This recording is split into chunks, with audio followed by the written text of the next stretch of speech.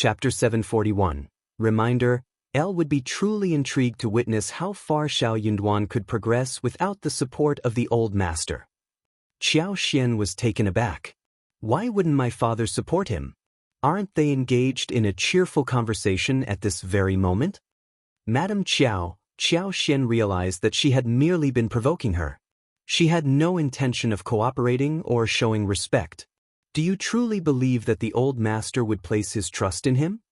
Perhaps you should try changing your own allegiances and see if father will indeed bestow his trust upon you? Madame Qiao seethed with anger, feeling as though she was on the verge of exploding. She repeatedly reminded herself that she had grossly underestimated the girls standing before her. She had never anticipated that when Qiao Xian achieved even a minor accomplishment, she wouldn't share it with her. And at this point, Madame Qiao found herself without any means to counter her actions. While she held the title of Madame in the family, it was the old master who held the true authority. Madame Qiao couldn't go against his intentions. She could resort to lies and manipulation in their relationship, but her schemes would only succeed if Shao Yunduan failed in the spring examination. Yet, observing the old master's unwavering motivation, she dared not utter a word. What vexed Madame Qiao was the fact that Qiao Xian appeared harmless in the presence of others, making it unlikely for the old master to believe her if she were to reveal her true nature. Madame Qiao sneered in response. What use is there in being so joyful in this moment? Life is long. We shall see what unfolds in due time. Qiao Xian smiled and replied, Then I kindly ask you to wait. That is precisely what I have been telling you all along. Madame Qiao shook angrily. In front of everyone else, Madame Qiao once again adorned the facade of a virtuous wife, wearing a pleasant and amiable smile. Qiao Xian appeared composed and offered a fleeting smile, refraining from uttering anything negative about Madame Qiao and instead feigning friendliness towards her. However, their true thoughts and intentions remained concealed within their hearts, unknown to those around them. Qiao Xian, in her heart, harbored complete sincerity. She owed no one and had no need to rely on anyone for assistance. Following the conclusion of the banquet, Shao Yunduan and Qiao Xian bid their farewells, waving to them before departing. On their way home, Shao Yunduan revealed to Qiao Xian that County Magistrate Qiao had gathered substantial evidence of the Zhao family's misdeeds and had successfully linked the victims together. It wouldn't be long before they took action against the Zhao family. Their intention was to completely dismantle the Zhao family, leaving no trace behind. Given the Zhao family's extensive wealth and properties, Officer Qiao even instructed Shao Yunduan to acquire any necessary assets from them when the time came.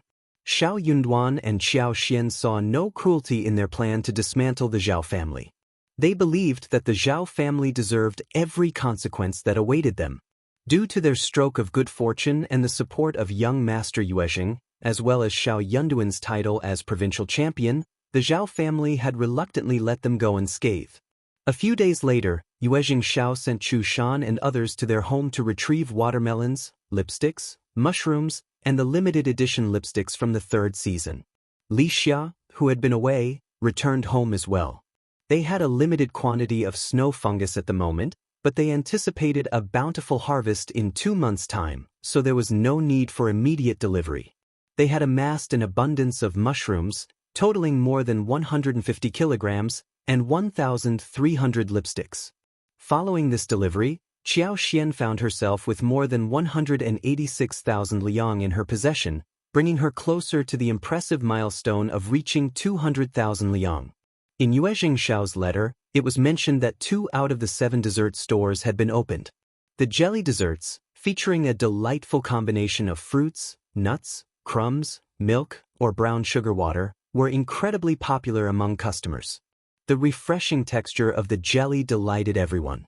In addition to the jelly, other desserts like mango paste, mung bean paste, red bean paste, almond walnut paste, and bean brain also experienced great success. They sold out daily, with a constant stream of guests visiting the stores. Chapter 742. Surprised and happy Qiao Xian was overjoyed by the prospects. In just over a month, the cassavas would be ready, allowing them to expand the variety of balls and bubble teas in the dessert stores, effectively doubling their offerings once again. The creeping figs would also be ripe by then. They had a plentiful supply from the wild and an additional 200 mu at Zhang village. Thanks to her extraordinary abilities, the plants were thriving and spreading in all directions. After the harvest, they would have more than enough to sustain all 7 dessert stores for an entire year.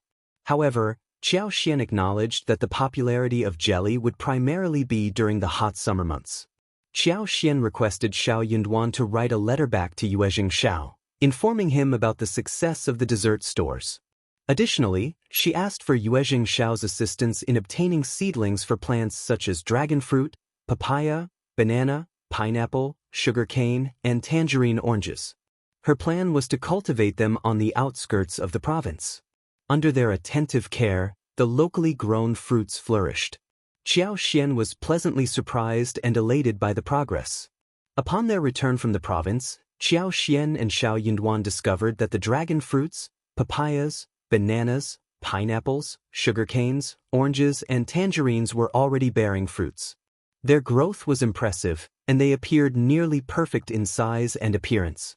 Qiao used her superpower to enhance their growth, ensuring that the fruits maintained their size and ripened beautifully. These fruits would undoubtedly be utilized in the dessert stores, as both their juice and flesh would prove to be practical and delicious additions to the menu. Once the planting in the province was completed, Qiao made the decision to sell the fresh fruits beyond just the dessert stores. However, she opted not to seek a business partner for this venture. While she could have chosen to wholesale the fruits to the Yuezheng family, she felt the need to establish her own independent holdings and not rely solely on their connections. As autumn arrived, the fruits began to grow rapidly. With everything settled and having spent a considerable amount of time in the province, they decided to embark on a mountain visit. Qi and Tao were particularly excited about the prospect, and even Shao Sanlang and Yang Xiaoni, who had longed for the taste of fresh wild animals, eagerly anticipated the trip. Early in the morning, Qiao, Shao Yunduan, and many others embarked on their trip into the mountains. The refreshing sight of the flourishing plants after a long time brought them joy. Along the way, they spotted fresh and delectable mushrooms, picking the juiciest ones to take along. While some wild-growing grapes, dates, and pears were too ripe to harvest, other wild fruits had reached the perfect level of ripeness for consumption. Their main focus during the trip was hunting. Qi, as he continued to grow, benefited from the family's improved lifestyle and had a hearty appetite. He had become taller and stronger compared to the previous year, displaying the silhouette of an adult and demonstrating great strength in pulling the bowstring. 2 years later, Qi would have grown to the point where he could no longer be considered a young boy. The autumn days offered an abundance of succulent prey for hunting. Qi's interests had shifted, and he no longer found satisfaction in catching roosters and rabbits, despite Shao Sanlang's persistent requests. Understanding Qiao fondness for roosters and pigeons, Qi made sure to catch some for her as well, knowing it would bring her joy. Chapter 743. In the mountain, the majority of their time was spent hunting larger prey. Qi found them particularly intriguing and believed that large ones are interesting. Qiao couldn't help but be amused by Qi's growing appetite for a challenge. Curious about Qi's capabilities, Qiao utilized her superpower to survey the surroundings. To her delight, she spotted well-built wild goats traversing the mountains. These goats were accustomed to navigating through forests and woodlands, resulting in their flesh having a firm and resilient texture. If they managed to successfully hunt one of these wild goats, they could even enjoy a delicious grilled meal later in the evening. Following Qiao lead, the group ventured further into the depths of the mountains. Amidst the lush shrubs and towering grass, Qi's sharp eyesight caught sight of something before anyone else did. She whispered, urging everyone to remain quiet. "There's a flock of wild goats on the south side of the valley. We need to be silent. They are incredibly cautious and will bolt at the slightest sign of danger." Aware of the agility and swiftness of wild goats, the group understood that if the goats were startled, they would swiftly flee, making it nearly impossible to catch up with them. "So we'll stay put and wait for Qi to make his move, is that the plan?" "Well, I suppose we're all in favor of the wind blowing in our direction when it comes to securing some delicious meat. Quiet. It was evident that everyone's mouths were watering at the thought of the succulent meat, and they were all eager to work together to ensure a successful hunt. Wild goats posed a formidable challenge to catch, but Qi remained undeterred. With a mischievous grin and his white teeth on display, he declared, "Wait here, I'll go and check it out." "All right, well, eagerly await your good news," the others replied in unison, nodding in agreement. They concealed themselves, blending into the surroundings, while Qi displayed his agility, leaping alongside the rugged terrain and dense foliage. Observing Qi's movements, Xiaoxian whispered to Shao Yunduan, "It's been 2 months since we last saw him, and he has grown so much. He looks completely different now." Shao Yunduan agreed with a smile. Indeed, teenagers grow at an astonishing pace. Qi showcased his speed and agility as he closed in on the flock. With his bow drawn and a long arrow in place, he took aim. The flock, sensing an imminent threat, became alert.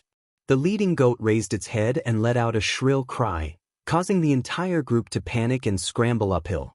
However, in that critical moment, Qi released the arrow. It soared through the air like a bolt of lightning, swiftly closing the distance between itself and its target. Soon, a wild goat fell to the ground, struck by Qi's arrow. The group erupted in cheers and applause. In swift succession, another arrow was released, bringing down yet another goat. Shao Sanlang and Tao Tao, filled with excitement, rushed forward to join in the celebration. Qi swiftly prepared more arrows, taking aim at the remaining goats. 2 more shots were fired, finding their mark and causing 2 additional goats to meet their end. "Brilliant shot, Qi. Your aim was impeccable. We've got 2 goats. Well done, Qi, well done. Amazing.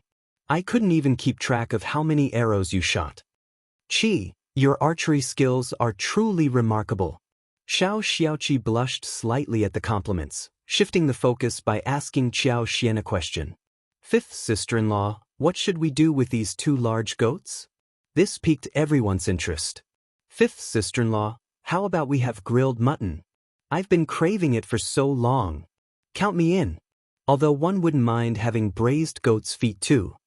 With their mouths watering at the thought of the delicious meal, they began discussing different ways to prepare and enjoy the wild goats. Yuezheng Shao had previously gifted Shao Yunduan and Qiao Xian a generous supply of cumin powder brought from the northwest by Yuezheng Hong. This special spice would add a unique flavor to the grilled mutton, making it an instant family favorite. Chapter 744. No trouble. Qiao Xian nodded eagerly, fully in agreement. She too was salivating at the thought of the grilled mutton and had no objections to their plan. With their decision made, they wasted no time and quickly packed up the goats before heading back home. Despite the size of the wild goats, weighing approximately 75 kilograms, their team was strong and capable, making it easy for them to carry the animals. Qi confidently claimed that the larger wild goat weighed around 45 kilograms and proceeded to effortlessly carry it on his own. This left the others in awe and shock at his strength and ability. Shao Sanlang quickly interjected, "Put it down, you can't handle it alone. Let the 5th brother help you carry the weight." Qi swiftly took a step back, evading Shao Sanlang's attempt to assist him. He smiled confidently, showing no signs of embarrassment. "No need, 3rd brother. One can manage on my own. I'll ask for help if I need it, but for now, you don't have to worry." Shao Yunduan chimed in, concerned for his younger brother's well-being. "Don't push yourself too hard. You're still young and you could risk injuring yourself." Qi maintained his smile, undeterred. "3rd brother, 5th brother, you underestimate me. Have your conversation, and I'll take care of this myself." Determined to prove himself, the young Qi walked away with the goats, not waiting for his brothers to catch up. Shao Yunduan shook his head in a mixture of amusement and concern. Worried about any potential accidents, he didn't want to risk further delays and quickly joined in, shouldering the other goat. By the time they arrived home, it was just past lunchtime. Closing the door behind them, they wasted no time in processing the 2 goats. Xian took special care to prepare a pot of fresh goat intestine soup. In addition, she rolled out noodles for dinner and added them to the soup to cook. Fresh mountain mushrooms were included, and a layer of chili oil, chopped green onions, and coriander adorned the dish. The result was a warm and flavorful soup that delighted the senses. As they busied themselves with preparations, the anticipation for the grilled meat at dinner began to grow. They carefully selected the most tender mutton and sliced it into pieces of medium thickness. These slices were then marinated with a variety of spices, while fish and shrimp were also prepared alongside a freshly killed chicken. A selection of vegetables was also gathered, ensuring a well-rounded meal. With everything else in order, Qiao pondered for a moment before heading to the garden. There, she plucked 2 large dragon fruits and 2 ripe watermelons. She instructed Tao to make some red bean paste, while Yang Xiaoni prepared a bowl of finely chopped nut crumbs. In addition, they boiled brown sugar water and set aside a large basin of jelly. To create a delectable dessert, they cut the fruit into bite-sized pieces and added a generous spoonful of soft, sweet red bean paste. Crispy chopped nuts were sprinkled over the top, and a drizzle of mint juice added a refreshing touch. To complete the dish, each person added jelly according to their own preferences. The result was a delightful combination of flavors and textures that perfectly complemented the grilled feast. Their only regret was the absence of ice cubes, which would have enhanced the overall taste and experience. They had heard that saltpeter could be used to make ice, but Qiao was unsure of the process and had no means of obtaining saltpeter. She decided to discuss this matter with Yuezheng Shao, hoping to find a solution. Given the large number of people in the family, the remaining meat, after removing other side dishes, was not a substantial amount. It could only be stored for a few days. They distributed approximately 5 kilograms of meat to each of the second and third sections of the family. Despite receiving a relatively small portion, neither section complained and accepted the meat graciously. Ms. Fong observed this scene with great joy, appreciating the spirit of harmony and sharing within the family. As their lives continued to improve, Shao Yunduan's prospects for success grew brighter. Ms. Fong, being an open-minded person, didn't bother with petty disagreements as long as she remained content. However, this condition was contingent upon them not causing her any trouble. Qiao found a reason to invite Ms. Yen to her home, allowing her to join the first section of the family in enjoying the grilled food and jelly. With Ms. Zhang gone, Ms. Yen shouldered more responsibilities, but she felt a sense of comfort in her life. Therefore, she happily accepted Qiao invitation. Chapter 745. Shao Liulang's Misery Translator. Henyi Translation's Qiao decision to invite Ms. Yen was influenced by her desire to exclude Shao Mailing from the gathering. She held unfavorable opinions about both Shao Xiaozhi and Shao Mailing, and she wanted to avoid any potential conflicts or discomfort among the family members. By extending the invitation to Ms. Yen, Qiao ensured that Shao Mailing would not be inclined to join the gathering. If Shao Mailing were present, it would likely lead to the inclusion of Shao Xiaozhi as well. However, by having a specific matter to discuss with Ms. Yen, which conveniently required her to spend more time with the first section of the family, everything would appear natural and without any forced interactions. The presence of Ms. Yen as a daughter-in-law in the second section of the family was highly valued by the members of the first section. Her influence had a positive impact on Ms. Niu and second uncle, who were noticeably less rude in their behavior. This change in attitude was largely due to the success of the Yen family's tofu workshop, where both of Ms. Yan's sons were making money. This financial success improved the perception of Ms. Yen and her family, and as a result, second uncle and Ms. Niu were more inclined to treat them with respect. While the first section of the family could offer them employment opportunities as well, the impact of the offer coming directly from the Yen family was significantly different. If the Yen family offered job opportunities, the second section of the family would be filled with gratitude and would never dare to be critical or lazy. They understood the value of the Yen family's support and recognized that it was a privilege to receive employment from them. On the other hand, if the job offer came from the first section of the family, the second section would be more inclined to complain about low pay and harbor jealousy, potentially causing significant trouble within the family dynamics. With her unwavering clarity and the backing of her powerful family, Ms. Yen commanded strong authority within the second section of the family. As a result, the members of the first section were more than willing to spend time and socialize with her. They would always make sure to include Ms. Yen in their own activities, valuing her presence and considering her an important member of their gatherings. During the gift-giving occasion, Ms. Fong even presented an additional pair of gold bracelets to Ms. Yen, highlighting her significance within the family. Meanwhile, Shao Liulang had recently returned from his friend's house, still harboring resentment towards Shao Yunduan and the first section of the family. However, the members of the first section showed little concern for him, except for eldest uncle. Third uncle, accidentally, informed eldest uncle about Shao Liulang's return, knowing his genuine worry for his nephew. Eldest uncle, genuinely concerned for Shao Liulang's well-being, wasted no time and promptly visited the third section of the family to check on him. Shao Liulang's annoyance and misery intensified as he observed the behavior of the first section of the family. He believed that they were nothing more than bullies, and he had no intention of forgiving them easily for their actions.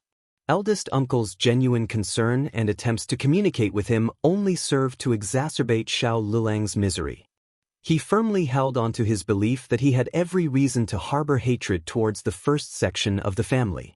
Consequently, Shao Liulang maintained a cold and unfriendly attitude towards eldest uncle, refusing to engage in a constructive conversation. Adding to his emotions, Ms. Ma and third uncle fueled the fire by supporting Shao Liulang's perspective, further diminishing his anger towards the first section of the family. Pleased with the turn of events, eldest uncle expressed his satisfaction. "Liulang, your cousin is here at home, and you can spend time talking with him whenever you're free. We are family, and together we can overcome any challenges. Your future will be brighter as we support each other." Initially, eldest uncle intended to say, "You can learn a lot from your cousin since you're a smart individual. You have the potential to become a cultivated talent and a recommended individual too." However, he recalled how angry Shao Liulang had become in the past when he mentioned this, so he decided to alter his words. The fact that Shao Liulang had a provincial champion as his cousin made everyone from the college envious. They couldn't help but feel jealous, knowing that he had the privilege of seeking advice from such an accomplished individual whenever he pleased. However, Shao Liulang remained unaffected by eldest uncle's words. He replied bitterly, "Don't dare to disturb my cousin. He's different now. Unless he personally asks to meet me, I won't show up." Eldest uncle found Shao Liulang's response somewhat reasonable and attempted to appease the situation with a smile. "Liulang, we're family. Yunduan is a provincial champion and your cousin. It's only natural for him to meet you. You don't need to set so many conditions." Shao Liulang sneered in response. Not wanting to dwell on the matter with Shao Liulang, eldest uncle genuinely cared about his nephew's feelings. He nodded and said, "All right then, I'll ask your cousin to invite you for tea." Chapter 746. Confidence. Henyi translations. Shao Liulang's condition had finally improved. Upon the elder uncle's return, he shared the news with Shao Yunduan, urging his son to pay a visit to the third branch of the family whenever he had the opportunity. The intention was to bring Shao Liulang back home for a pleasant conversation. Liulang is feeling down, and as his cousin, it's important not to exacerbate the situation. Your role should be one of support and consolation. Yunduan, I'm delighted that you've achieved success, but it would bring immense honor to our family if both of you could pursue education and excel in the examinations. Shao Yunduan nonchalantly nodded, not even inclined to argue with his father. Why should he be the one to reach out and engage Shao Liulang in conversation? Being older and having achieved the title of provincial champion, there was a substantial disparity between them, both in terms of family hierarchy and official status. Shao Liulang had never bothered to offer his congratulations after Yunduan's triumph as provincial champion. Neither had he shown any warmth or kindness. And now, his father expected Yunduan to go out of his way to bring Shao Liulang for a discussion? Furthermore, his father expected him to provide consolation and encouragement to Shao Liulang? His father seemed remarkably assured of its effectiveness. But would mere words of comfort and encouragement truly make a difference? Xiao Yunduan hadn't really contemplated this matter since then. After savoring roasted mutton and wild goat, and relishing the rare delicacy of dragon fruit from the south, they ventured into the mountains for several days.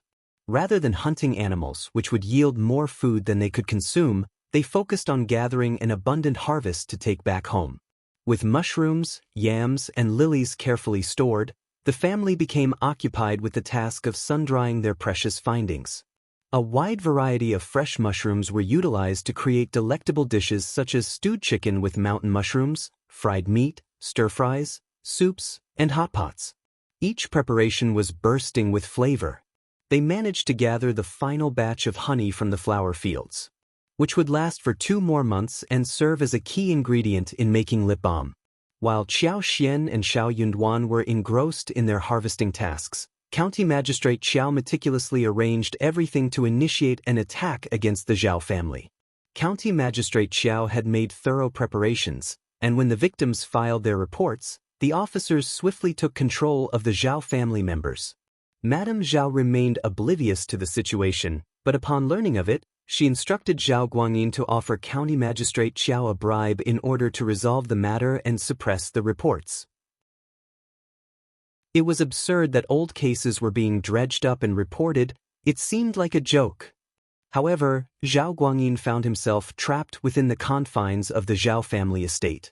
Guards stationed outside the gate prevented anyone, including the mistresses, masters, and servants, from leaving unless they were purchasing food.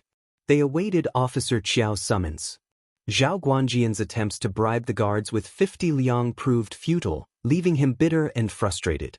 Madame Zhao grew furious and contemplated forcing her way out. Yet, the guards, aware of her social standing, responded by brandishing their blades. The sight of the gleaming blades shattered Madame Zhao's resolve, causing her to crumble in defeat. She no longer dared to make any further attempts. What on earth is happening? There must be someone orchestrating all of this. Madame Zhao exclaimed, consumed by anger. Zhao Guanyin wore a bitter smile and let out a sigh. Mom, don't you see? It's the Shao family behind all of this. Madame Zhao was taken aback. How could that be? The Shao family may have a provincial champion, but he shouldn't have the power to do this. But Officer Qiao happens to be the father-in-law of the provincial champion. Zhao Guanyin nearly shouted, shocking Madame Zhao. Zhao Guanyin let out a weary sneer. Now do you understand, Mom? The Shao family is far from ordinary. Visiting the Shao family was out of the question. They would likely respond with physical violence. Zhao Guanjian's presence would only exacerbate the situation further. It seemed that their only hope for survival lay with the women from their own family, who might have a chance at eliciting sympathy through desperate pleas. Chapter 747.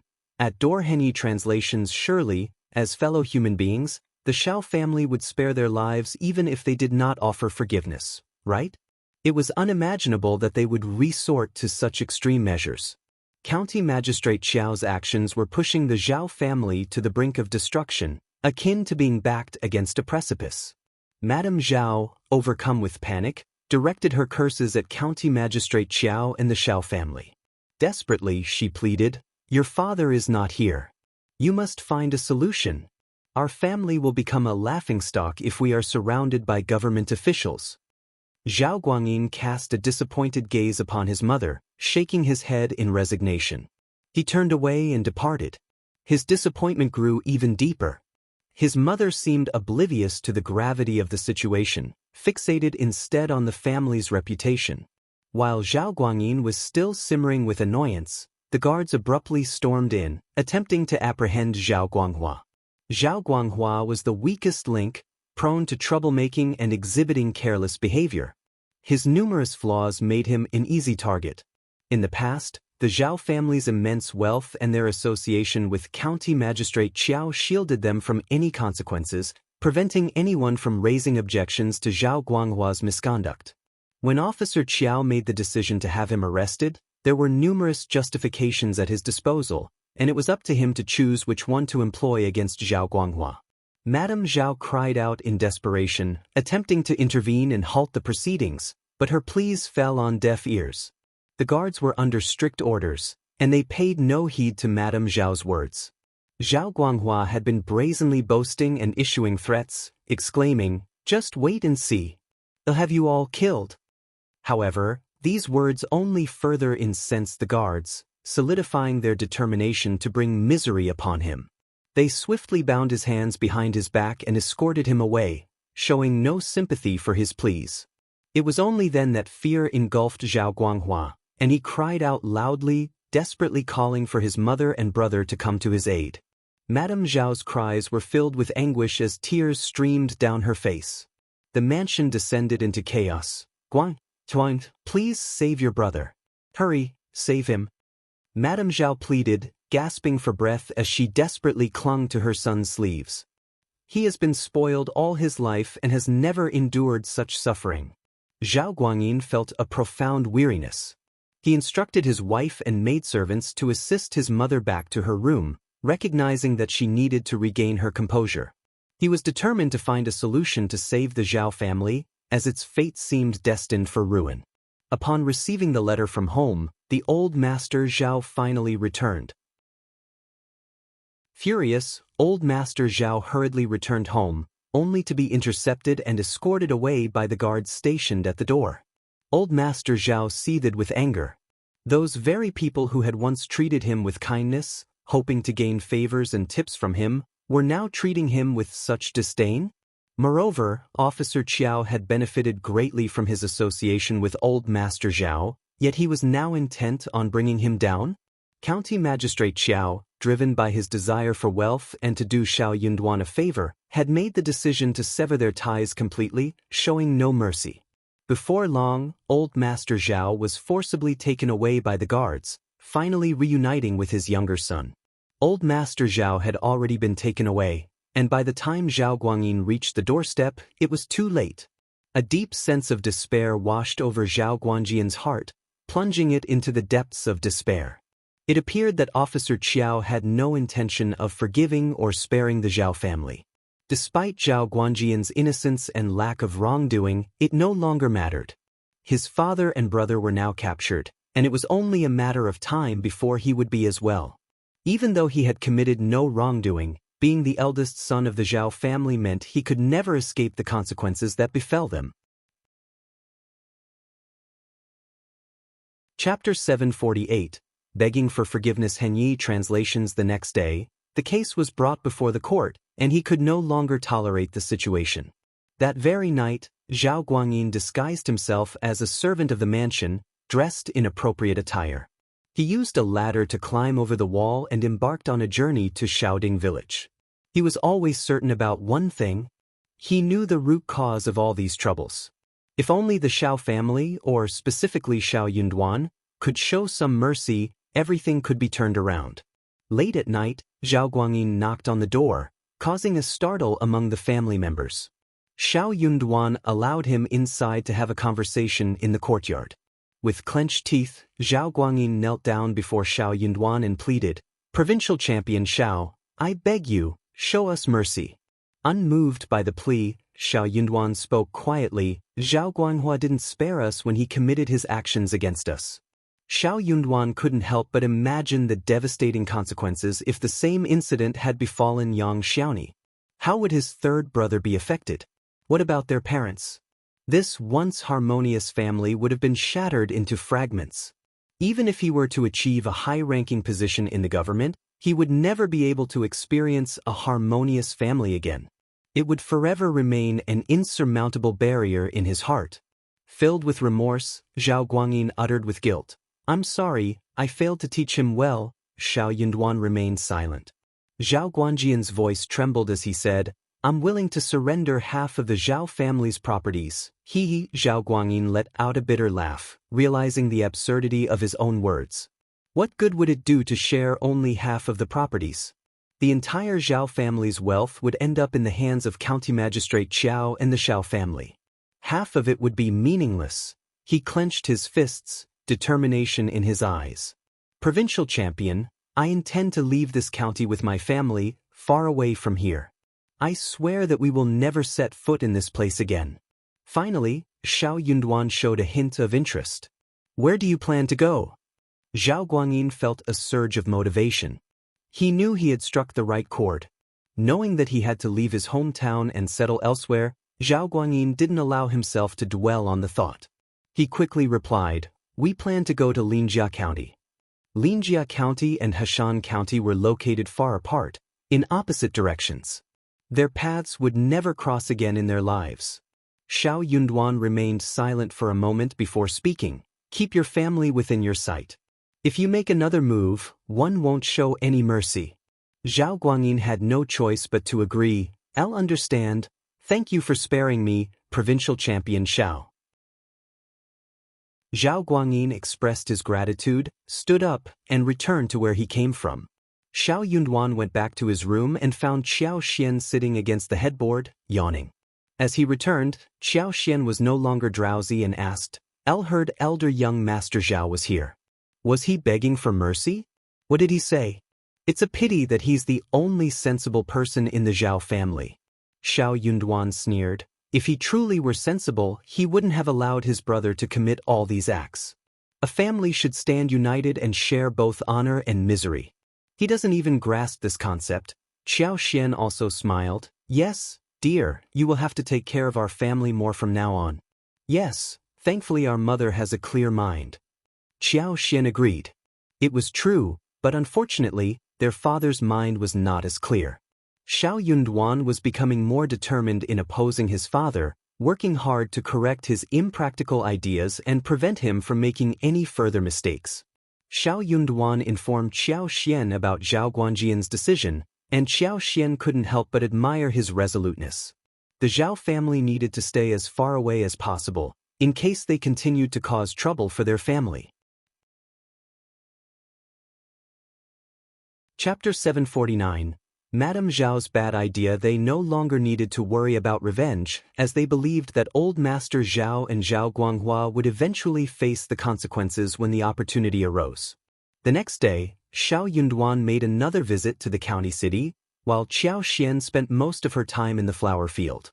Though uncertain about the details of Xiao Yunduan's conversation with County Magistrate Qiao, it wasn't long before the case involving the Zhao family was resolved. The victims who had filed complaints against the Zhao family were generously compensated and received a formal apology from them. They expressed their gratitude for the resolution. As a result, Officer Qiao gained a reputable status, and many of the victims referred to him as the wise magistrate. The Zhao family, having committed numerous crimes, had their properties confiscated. However, since they admitted their guilt, they were spared imprisonment or exile. Zhao Guanghua received 30 lashes, and the entire family was commanded to leave the county, never to return and trouble the civilians again. The decision was met with applause and cheers from the people. The Zhao family was infamous for their cruel behavior, particularly the younger young Master Zhao, who was known for bullying others. It was a relief for the community to see them depart. County Magistrate Qiao closely monitored their departure, ensuring they had no opportunity to gather their belongings. Since their properties had been seized, they were not permitted to take anything with them. In the early morning, only Madame Zhao, with a small package of ornaments, left on 2 wagons before dawn broke. However, a poignant incident occurred during this time. As the Zhao family faced the loss of their properties and the order to leave their homeland forever, the women of the family wept uncontrollably. None of them wanted to depart from their beloved hometown. The prospect of moving made them feel deeply uncomfortable. They cherished their hometown where they had grown up, believing that nowhere else could compare to it. Since they were not brought to the governmental office or confronted by County Magistrate Qiao, they were unaware of the severity of their situation. They desperately sought a way to reverse their circumstances. In their quest for a lifeline, Zhao Ming thought of Shaolong. Madame Zhao, equally anxious and worried, clung to any glimmer of hope that could potentially turn the tide in their favor. Madame Zhao sent Zhao Ming to search for Shaolong. However, Liulang was not at the college, prompting the anxious Zhao Ming to rush to Shaoding village instead. Feeling that he was being compared to Xiao Yunduan and mocked behind his back, Liulang made the decision to stop attending college. He believed he had acquired enough knowledge and could continue studying on his own at home. Perhaps, after the new year, he would enroll in another college in a neighboring country to pursue his studies. He had been eagerly anticipating Shao Yunduan's visit, as promised by the elder uncle. He had practiced countless times how he would treat Shao Yunduan, intending to make him speak kindly to him. However, Shao Yunduan never showed up. Shao Liulang was furious. Ms. Ma's heart was shattered. In defense of her son, she went to the first section of the family, seeking to accuse Shao Yunduan. But Ms. Fang drove her away, further fueling her anger. Filled with anger and resentment, Shao Liulang hurled curses at Shao Yunduan, calling him evil and arrogant. He vowed to become a cultivated talent, a recommended man, and ultimately an advanced scholar, just so he could humiliate Shao Yunduan and make him regret his actions for the rest of his life. Regarding his eldest uncle, Shao Liulang felt deceived and manipulated. Eldest uncle had lied to him. He no longer believed in his authority or respected him as a senior. He refused to trust his words any longer. Chapter 750. Shao Liulang's dream. Filled with anger and resentment, Shao Liulang heard that Zhao Ming, the elder miss from the Zhao family, was visiting. Surprisingly, his fury turned into excitement. He quickly put on a clean robe, tidied his hair, and confidently walked out to meet Zhao Ming, hoping to make a good impression. "Greetings, elder Miss Zhao," he greeted her with feigned charm. Zhao Ming had been waiting in the hall of the second section of the Shao family, feeling irritated and resentful. She had been scrutinizing him and enduring his endless questions. She was growing increasingly annoyed. If it weren't for her family's troubles, she wouldn't have bothered to deal with Ms. Ma. She despised her from the bottom of her heart. Cursing silently, she started to question whether her decision to approach Shao Liulang was a mistake. His pretentious behavior only intensified her disgust. "Young Master Shao, can we have a private conversation?" Zhao Ming asked, trying to suppress her disgust and maintain a soft demeanor.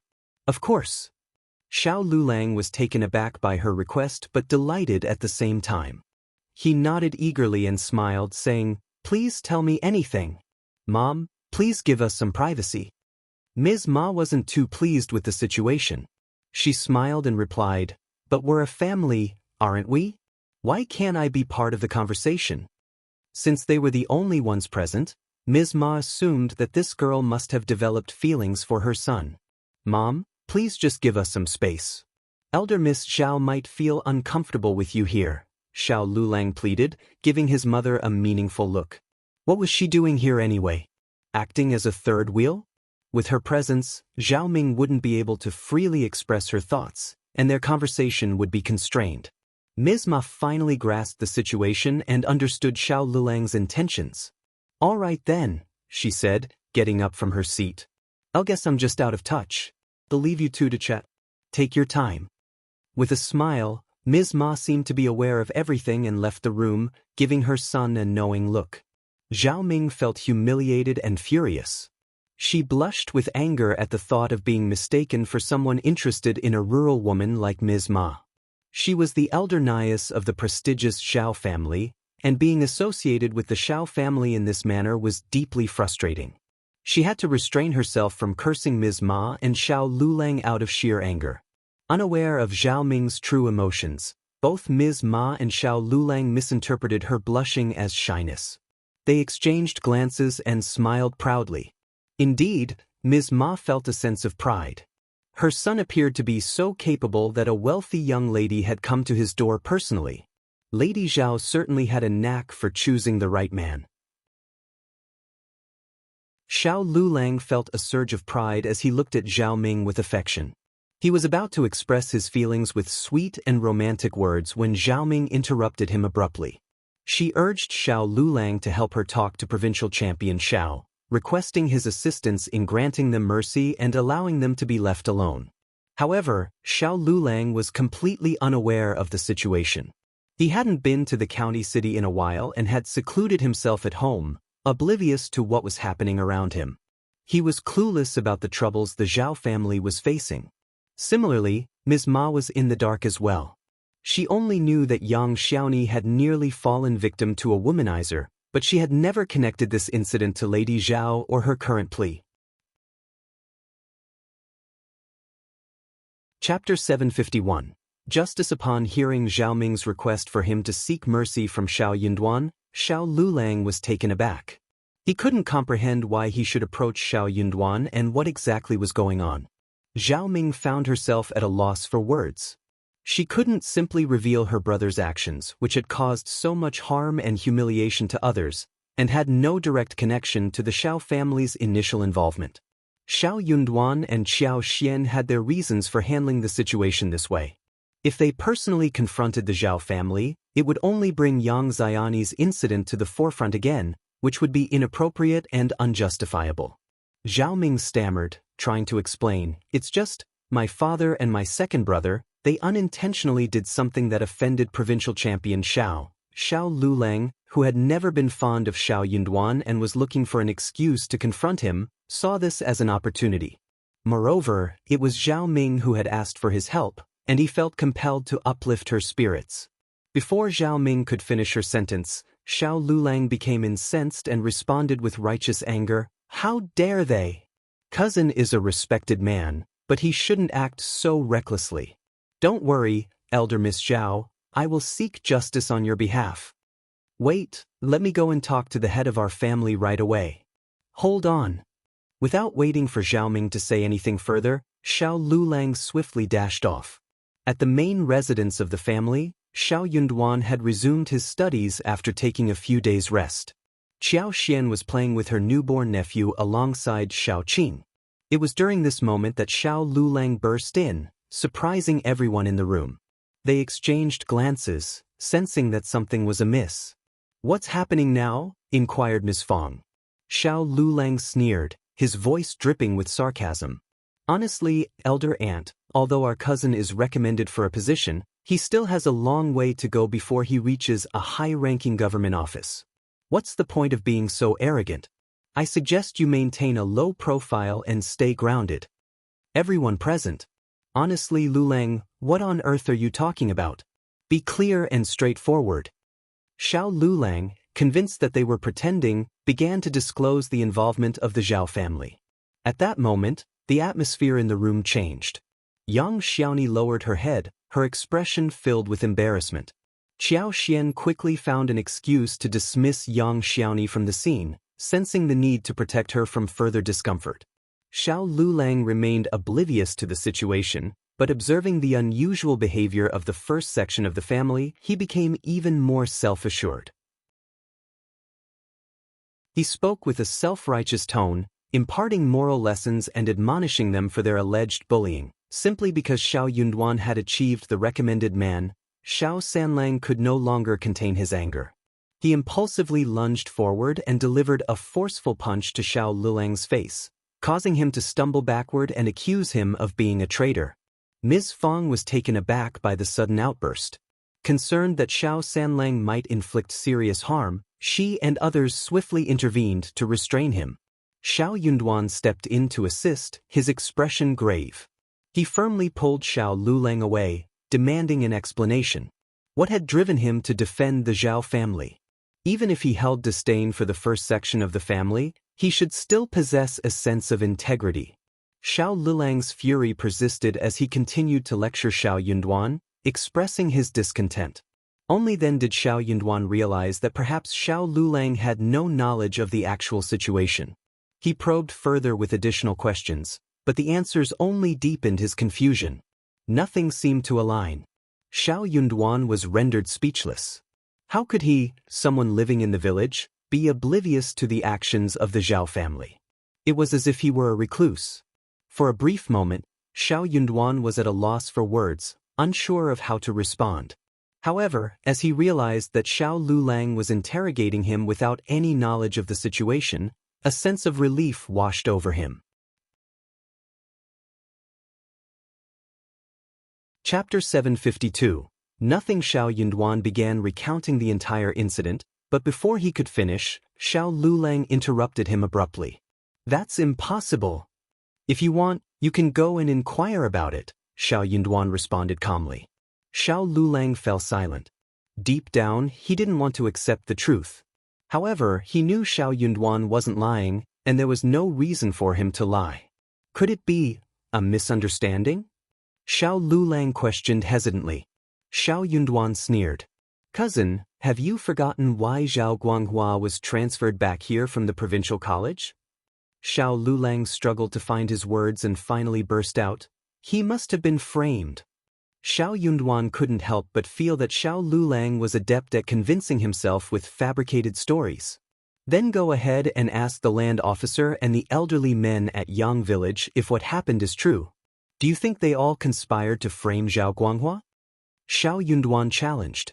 Xiao Liulang was left speechless. It was evident that he had entertained this idea because he didn't fully trust his cousin. Xiao Yunduan had no intention of continuing the conversation. He firmly reiterated that his stance wouldn't change.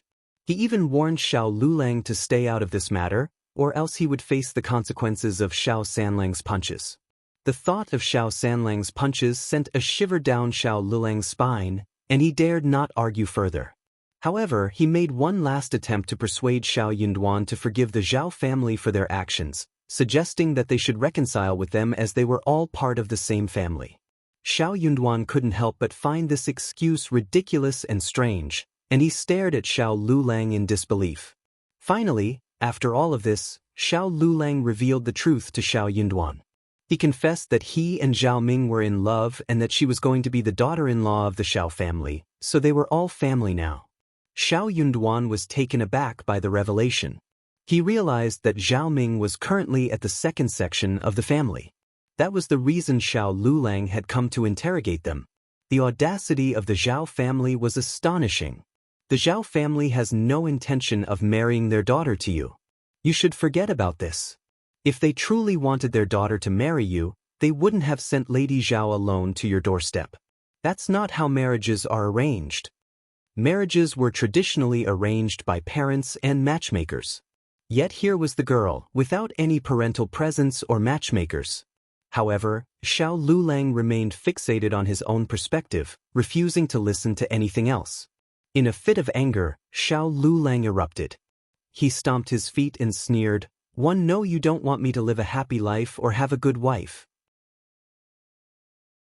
I want compromise on this, and no one will ruin my marriage." Xiao Liulang stormed out in a fit of anger. Xiao Yunduan proceeded to explain everything to his mother and third brother, not wanting them to be distressed by the actions of their family. As expected, Ms. Fang, Xiao Sanlang, and Yang Xiaoni learned that Xiao Liulang had been influenced by Lady Zhao Ming's words and had come seeking justice among them. This provided some consolation, albeit the situation was still hurtful. "What a foolish man. Don't let his words affect you," Ms. Fang remarked. Xiao Sanlang scoffed. "He's completely unreliable. What has he learned all these years?" Xiao Xian chimed in with a smile. "You gave him a good punch, third brother. He deserved it." Laughter filled the room as everyone agreed. Meanwhile, as Xiao Liulang departed from the first section of the family, he suddenly came to a halt. How would he explain the situation to Zhao Ming after his impulsive actions? Chapter 753. Beautiful in heart. Xiao Liulang deeply regretted his impulsive behavior. He realized that trying to reason with Xiao Yunduan in a calm manner would be futile at this point. Thoughts of his eldest uncle resurfaced in his mind. Despite swearing never to trust his uncle again and cutting off communication with him, he couldn't help but see his eldest uncle as his last resort. Thus, he made the decision to humble himself and seek his assistance once more.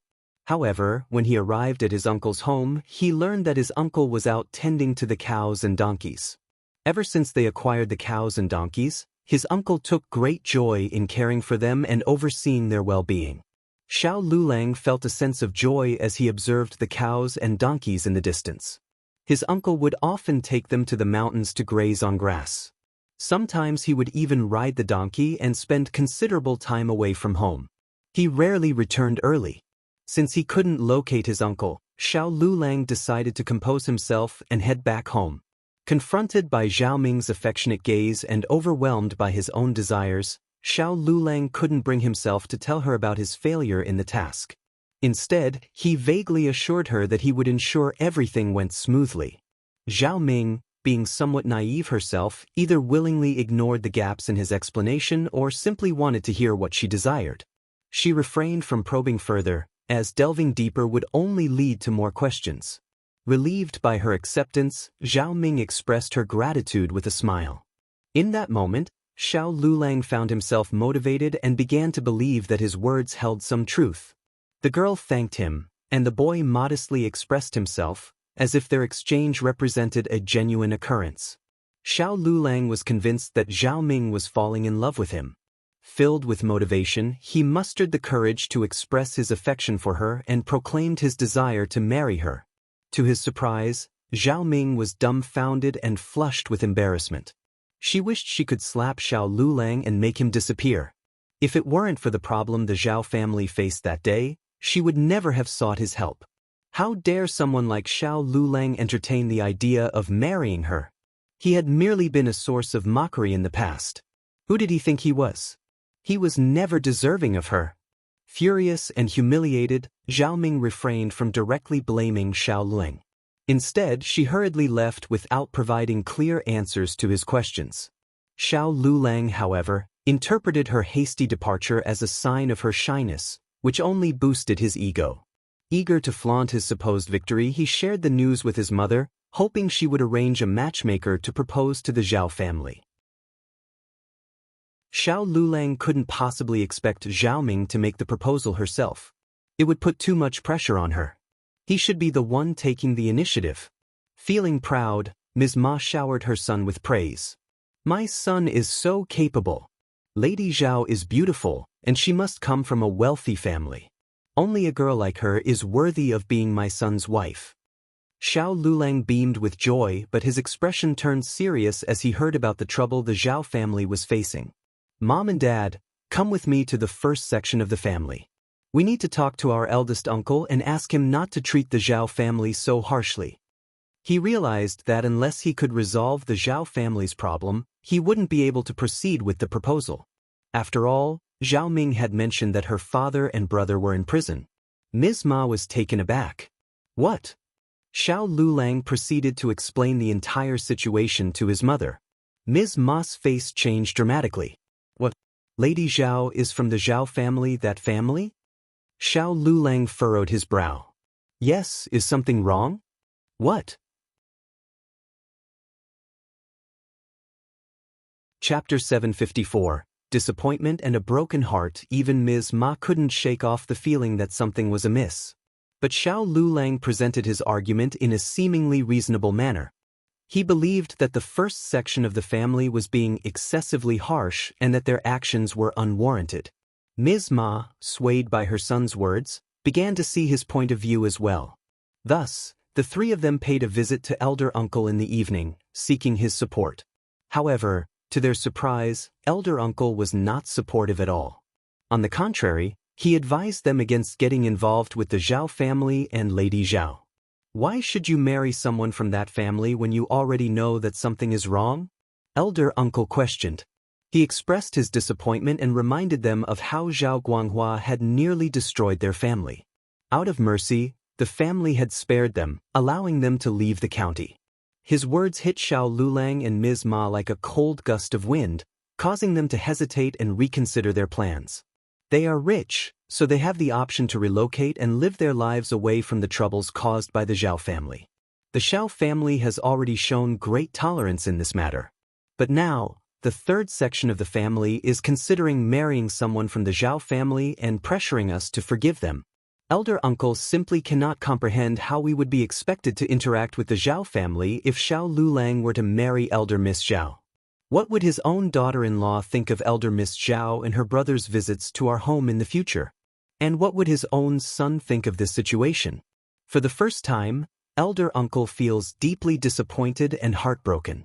He wonders why Xiao Liulang must marry Elder Miss Zhao, especially considering the current circumstances. The third section of the family did not anticipate that Elder Uncle would not support their decision, and they are all taken aback by his response. And they became very angry. "Elder Uncle, Please consider forgiveness.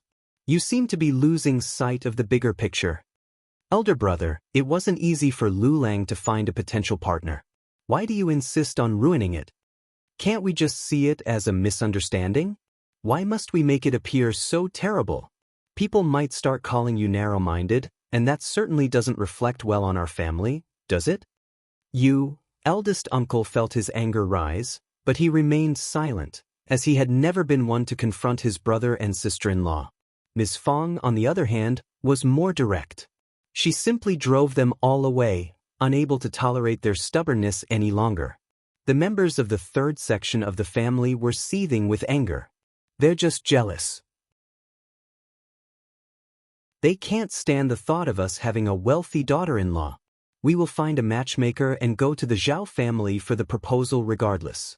Let the first section of the family do whatever they want. Shao Liulang worriedly expressed, but old Master Zhao and brother Shao are still in prison. Is it the right time for the proposal? Ms. Ma was taken aback. What? No, the first section of the family must do us this favor. We can ask Ms. Qiao to speak to her father about it. Shao Liulang sneered, casting a cold glare at Ms. Ma. He was well aware of that. But if Shao Yunduan didn't want the proposal to go forward, would his wife dare to defy him? Third uncle chimed in. The Zhao family has already come and apologized. What more does the first section of the family want? It was just a misunderstanding, and nothing happened to Ms. Yang. Shao Liulang nodded in agreement. Exactly. It's all a misunderstanding. Lady Zhao claims it was the fault of the servants. I never imagined Brother Shao would be involved in such things. Absolutely. Third uncle exclaimed with a smile. Let's discuss this with eldest uncle. They're too hot-headed right now to listen to reason. Well, come back tomorrow. Ms. Ma pursed her lips and grumbled, why not now? Ever since Yunduan became a recommended man, the first section of the family has become so arrogant. Yes, that's true. Third uncle's tone turned sour. Secretly, he admitted that he would probably become arrogant too if his own son achieved the recommended status. Little did they know that after Zhao Ming left Shaoding village, Shao Yunduan had already set off for the county city.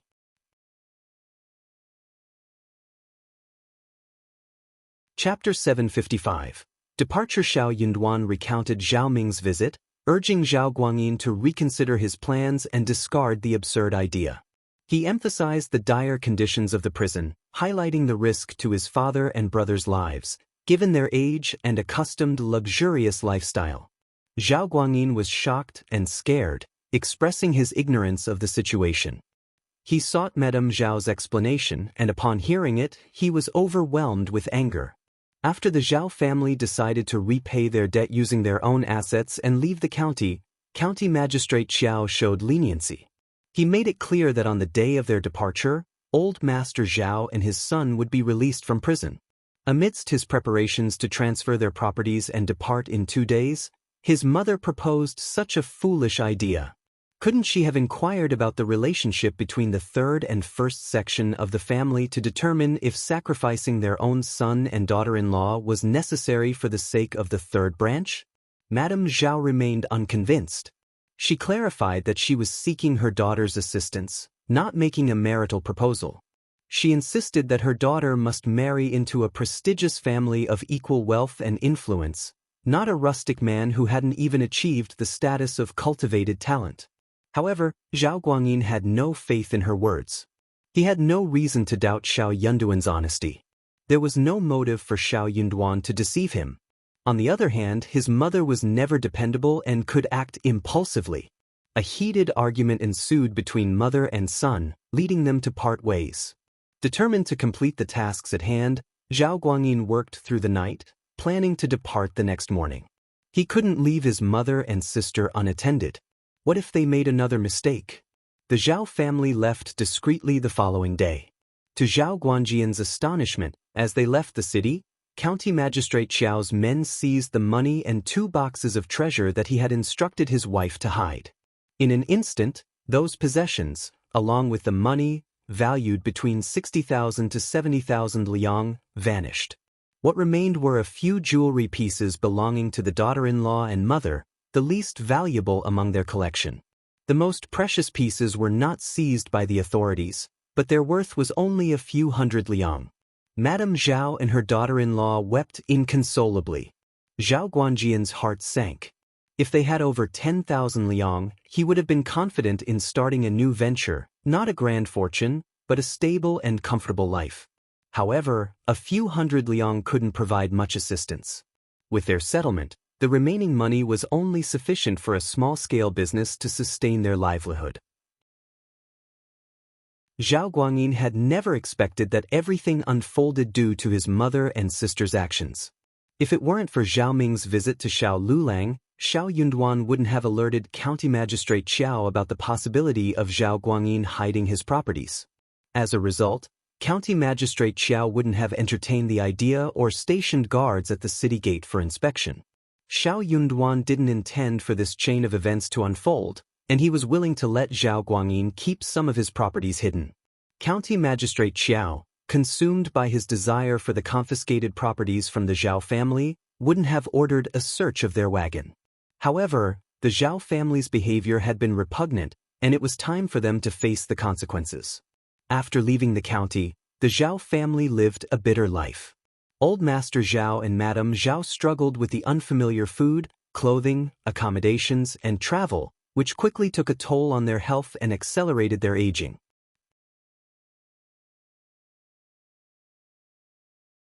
Chapter 756. Zhao Guanghua was feeling even worse. When he left the county, he was still suffering from the punishment. The wound had not healed, leaving a horrifying appearance on his back. Whenever it rained, he would experience a faint pain in his legs.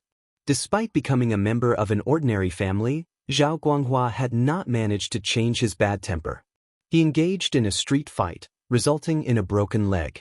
Irritated by the incident, Old Master Zhao and Madame Zhao confronted the person responsible for breaking Zhao Guanghua's leg. However, their efforts only resulted in humiliation and curses, leaving Madame Zhao infuriated. Her anger led to an illness that persisted for nearly 3 months. In the first half-year, Zhao Guanghua's temper remained unchanged. He caused numerous troubles, resulting in the loss of their remaining money. They even had to use their small yard and house as collateral. Zhao Guangyin felt a deep sense of despair. His father became an alcoholic, and his mother continuously defended his worthless brother. He couldn't bear to continue supporting this family any longer. Feeling utterly helpless, Zhao Guangyin secretly gave them 30 liang and left with only 10 liang in hand, along with his wife and son. They disappeared without a trace. Meanwhile, Zhao Guanghua unintentionally killed someone during one of his fights. Fearing the consequences, he fled and vanished as well. However, the man he had fought was not dead. He had merely lost consciousness. The victim approached Zhao Guanghua's parents, demanding compensation. Old Master Zhao and his wife were forced to exhaust their remaining money to repay him. To make matters worse, they had to sell their daughter as a concubine to someone. With the meager funds received from their daughter, they spent the rest of their lives in bitterness.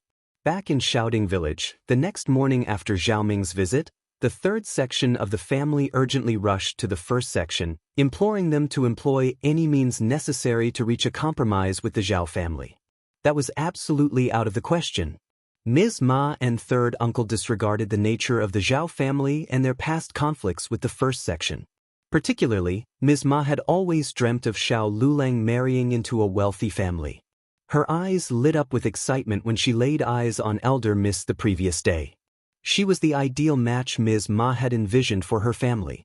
She was even superior to the Yan family. Ms. Ma would not tolerate Ms. Niu showing off in front of her once her son married a rich bride. However, as soon as they arrived at the first section of the family, Shao Yunduan preempted any discussion they had in mind. The first section of the family would never forgive the Zhao family, and there was no room for negotiation. If the third section of the family insisted on marrying a lady from the Zhao family, the first section of the family would not intervene, but they would make it clear to the clan that the first section and the third section were completely unrelated from that moment onward. The Zhao family had engaged in bullying and committed numerous unethical acts, resulting in lawsuits filed against them by their victims. Officer Qiao, in accordance with the laws and regulations, was assisting the people and seeking justice for their grievances. The Zhao family deserved to be sentenced based on their actions. No one should interfere, as it would only create trouble for everyone involved. It was a burden that nobody could bear. If the third section of the family believed they could bear that burden, they could approach Officer Qiao. Begging for mercy on behalf of the Zhao family? Absolutely not. Ms. Ma and third uncle were clueless about the situation. They couldn't utter a word upon hearing Shao Yunduan's account. They knew they were powerless when it came to dealing with governmental offices. Shao Liulang was not convinced. He blurted out, "You're Officer Qiao's son-in-law. If we seek his help, Officer Qiao will surely assist us."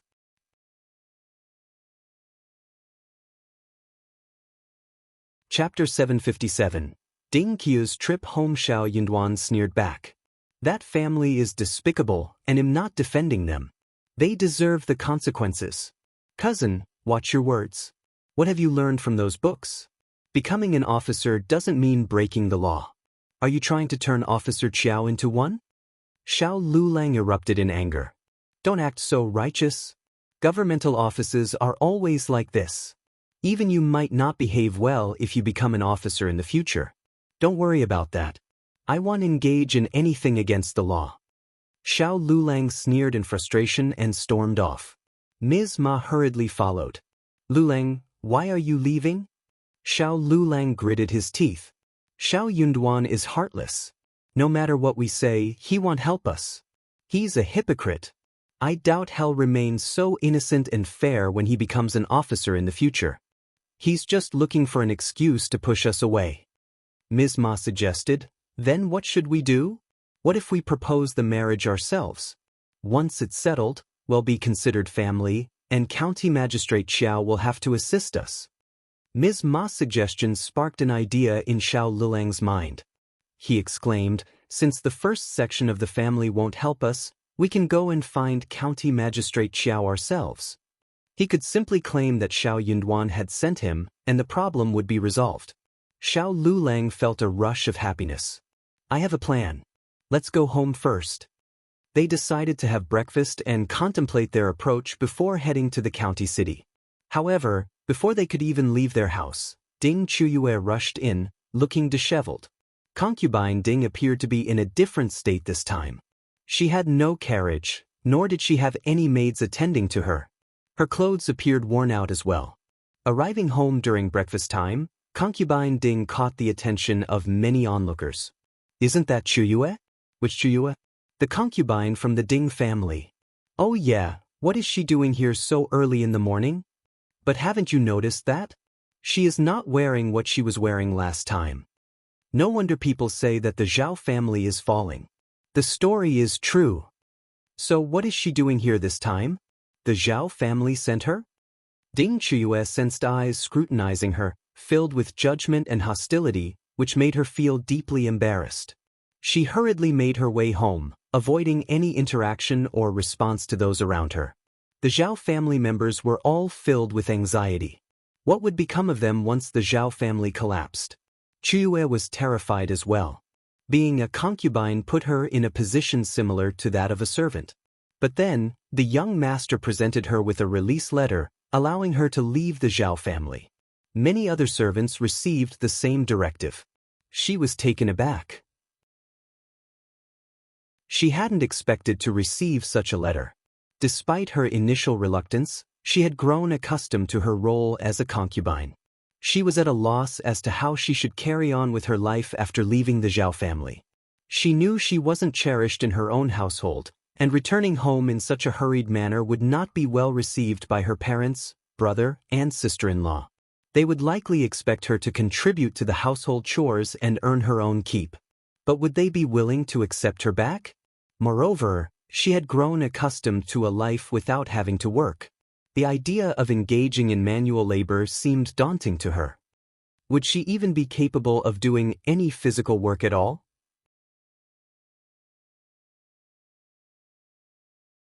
Chapter 758. Gone with no other options available, Ding Qiuyue had to make her way back home first. News of Ding Qiuyue's return quickly spread throughout the community, becoming a subject of gossip among the majority of people who treated it as a mere joke. Ms. Ma overheard some of the gossip and shared it with the family. Curious, Xiao Liulang asked, "Mom, find out everything you can about the current situation of the Zhao family. Gather as many details as possible." Realizing the gravity of the situation, Ms. Ma hurriedly left to gather information. Ding Qiu's family was in a state of chaos. Her parents, Ding Jiahuai and Ms. Guan, bombarded her with questions about why she had returned and what had happened to the Zhao family, growing increasingly anxious. In her distressed state, Ding Qiuyue mumbled incoherently, further frustrating her mother, who snapped at her impatiently. Ding Qiuyue noticed a strong sense of annoyance on her brothers' and sister-in-law's faces. Her heart shattered as she realized that her family was showing no sympathy towards her. They seemed to blame her for the troubles she faced, despite all she had done for them.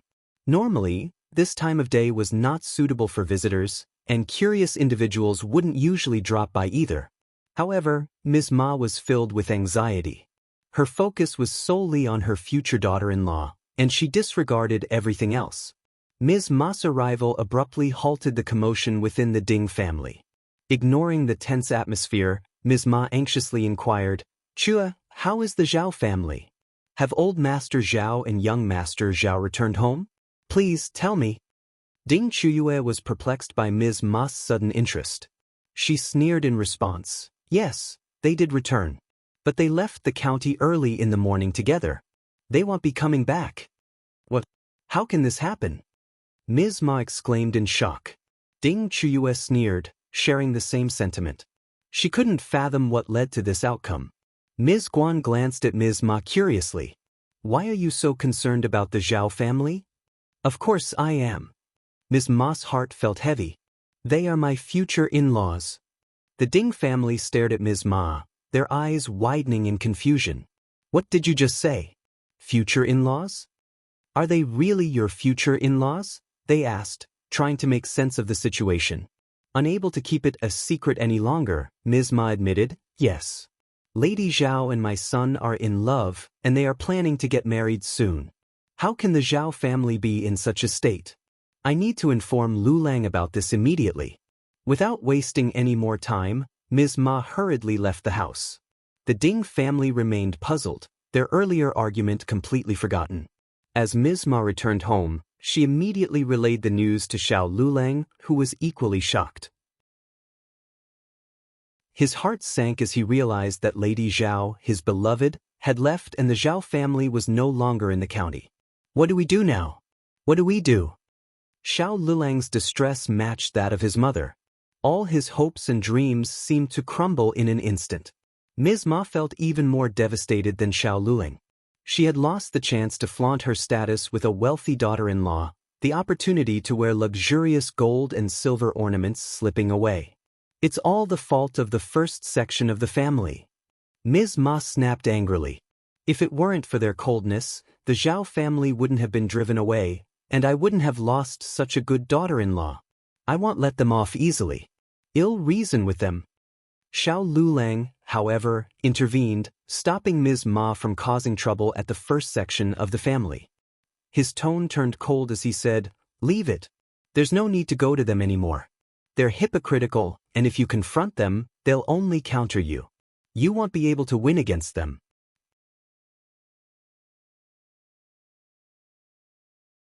Chapter 759. Shao Liulang's Grudgemas. She wouldn't be able to defeat them in any way. "I'll do my best," Shao Liulang declared, clenching his fist. "I'll study hard and surpass Shao Yunduan. I'll make it, I'm determined." "Yes." Ms. Ma's spirit was reignited. "My son has always been clever, better than Shao Yunduan. I'm confident you'll succeed, and when that time comes, you can marry any girl you want." But Shao Liulang's expression darkened, and he fell into silence. Any girl? He wasn't so sure about that. But he knew one thing for certain. He genuinely liked Lady Zhao. She was the only one who treated him with respect and trust, the only one who would smile at him and ask him to spend time together, relying on him whenever she faced difficulties. But he had failed to help her. And now he had lost her too. Shao Yunduan had shattered his happiness, and he wasn't going to give up easily.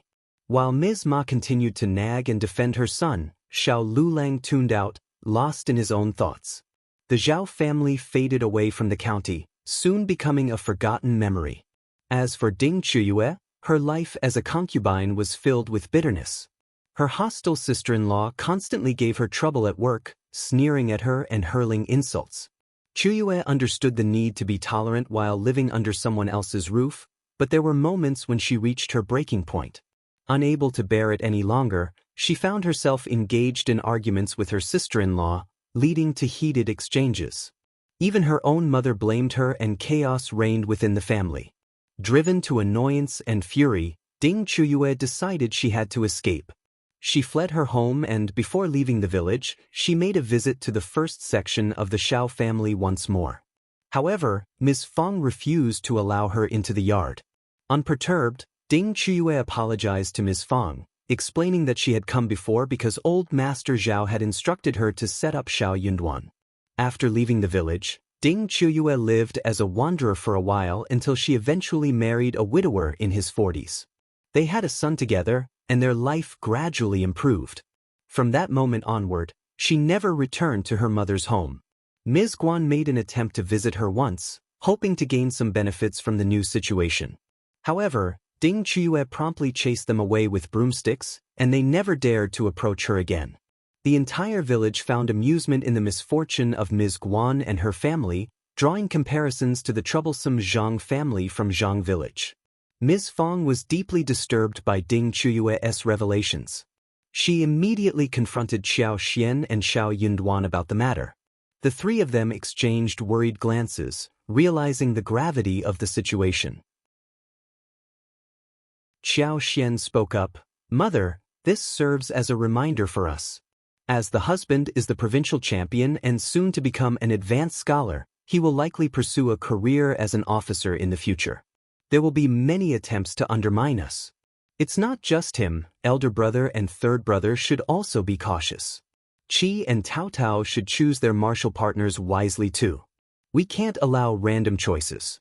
Ms. Feng nodded in agreement. "You're right. We must keep this in mind." Ms. Su and Yang Xiaoni shared the same sentiment, expressing even greater concern. They were determined to ensure that their husbands remained loyal and committed, without any other women entering the picture.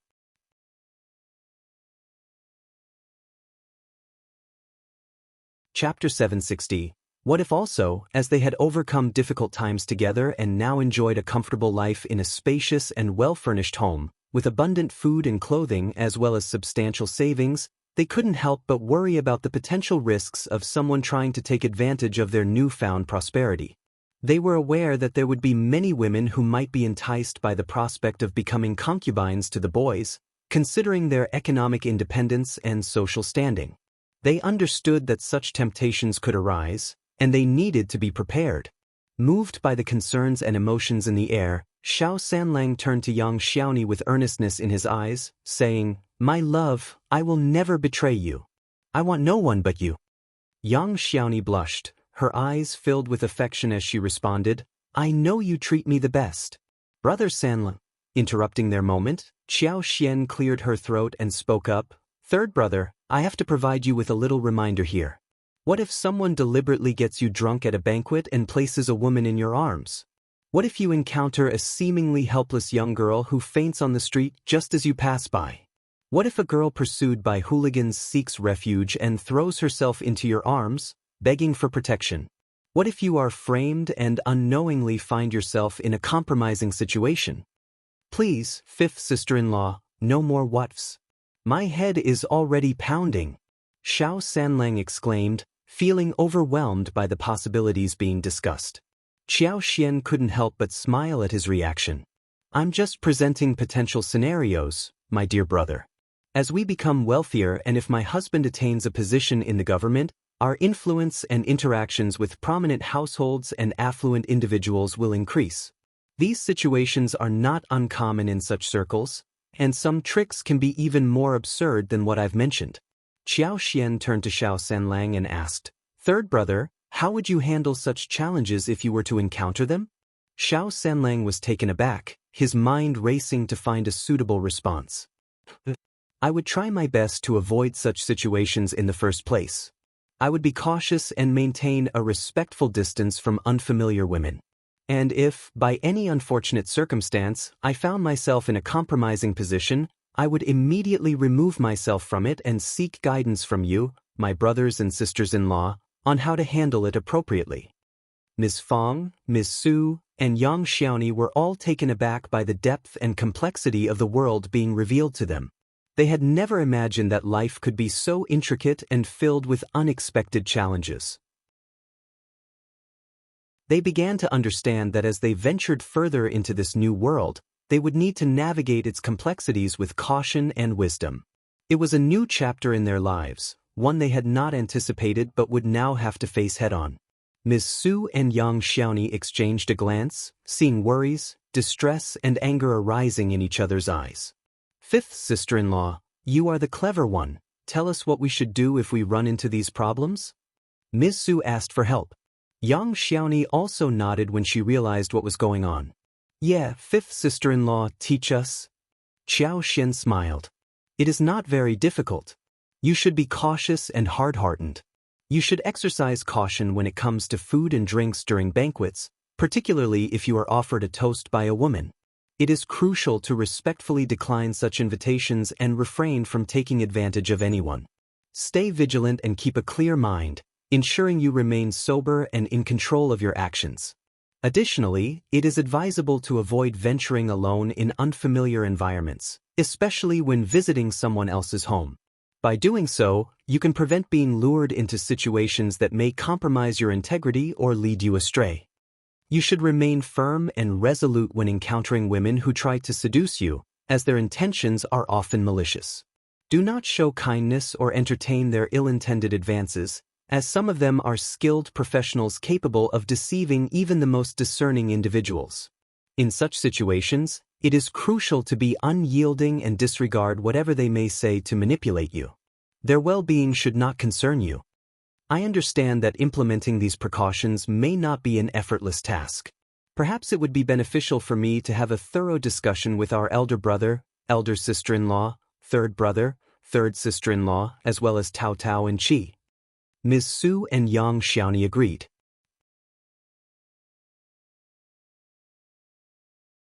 Chapter 761, Preparations. Fong agreed and added, Me and your father should listen to that as well. We have to be cautious and protect ourselves, in case they ruin our family and Duan's future. Ms. Su and Yang Xiaoni felt slightly better and smiled, nodding. Qiao Xian added, One more thing. If someone sets up our husbands and claims that she is pregnant, then... Ms. Su and Yang Xiaoni's smile stiffened. Ms. Fong was startled as well. Qiao Xian did not mention this on purpose, but that is something that could not be ignored. She needed to mention this after all. That was a way for women in ancient times to cause trouble. Even in the modern time, there were many parents who cared about children. What if someone made it with a man in the Shao family, and came to the door with tears in their eyes? What should they do about it? Who would be so hard-hearted as to drive her away? Even though men might turn her down, yet women of the family might not be able to do so, otherwise the women would be considered vicious, jealous, and not at all understanding, so that their children would not be able to find any marital suitors. Also, in-laws would not tolerate grandchildren to be out on the street like orphans. Shao Sanlang turned to Yang Xiaoni with sincerity in his eyes. Darling, I assure you that I will be extremely cautious and vigilant. I will do everything in my power to ensure that I am not set up. You have to trust me. Yang Xiaoni said, Of course, I trust you. But what if you find yourself in a situation where someone tries to manipulate or deceive you? I definitely won't. What if Qiao Xian found the dynamic between her family members interesting yet slightly irritating? She couldn't help but cast a glance at Shao Yunduan, who had been quietly listening to their discussion without feeling the need to be warned. Shao Yunduan confidently interjected, I won't be set up. He exuded a strong sense of self-assurance in this regard. As Yang Xiaoni and Shao Sanlang continued their argument, the atmosphere grew tense, leaving Ms. Su feeling overwhelmed and unsure of what to say. Ms. Fong, growing frustrated with the ongoing dispute, firmly interjected, Enough, both of you. Just stop arguing. If such a situation were to occur, we will ensure the safety and well-being of our children while providing the woman with a suitable settlement. Regardless, we must never allow individuals with ill intentions and a tarnished reputation to enter our home. Ms. Su and Yang Xiaoni felt slightly relieved. You're right, Ma. We do as you say. Yeah, Mom is right. Qiao Xian smiled and agreed with her mother.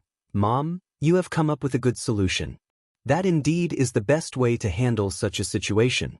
If it were to occur, the woman should not even be allowed to stay pregnant within our home. We will arrange for a separate small house and have guards to monitor her. Once the child is born, we will take custody of the child, while providing the woman with the agreed-upon financial support. By making it clear to others that we refuse to fall for such tricks, people will think twice before attempting to scheme against us again. Yeah, that is totally right. Ms. Su and Yang Xiaoni were even more delighted hearing that. Fang nodded too. Qiao Xian continued, in reality, we are discussing these matters as a precautionary measure. If we are vigilant and cautious enough, it is unlikely that such situations will arise. So, elder sister-in-law and third sister-in-law, there is no need to be overly anxious. Ms. Su and Yang Xiaoni felt relieved by Qiao Xian's reassurance. They expressed their gratitude to her with appreciative smiles and nods. Being proactive and discussing these potential scenarios before they actually occurred was crucial. They were thankful that their fifth sister-in-law had brought up these concerns and shared her insights. County Magistrate Qiao had gained substantial benefits after the downfall of the Zhao family. Although most of the Zhao family's assets were deposited into the shared savings and the county's bank.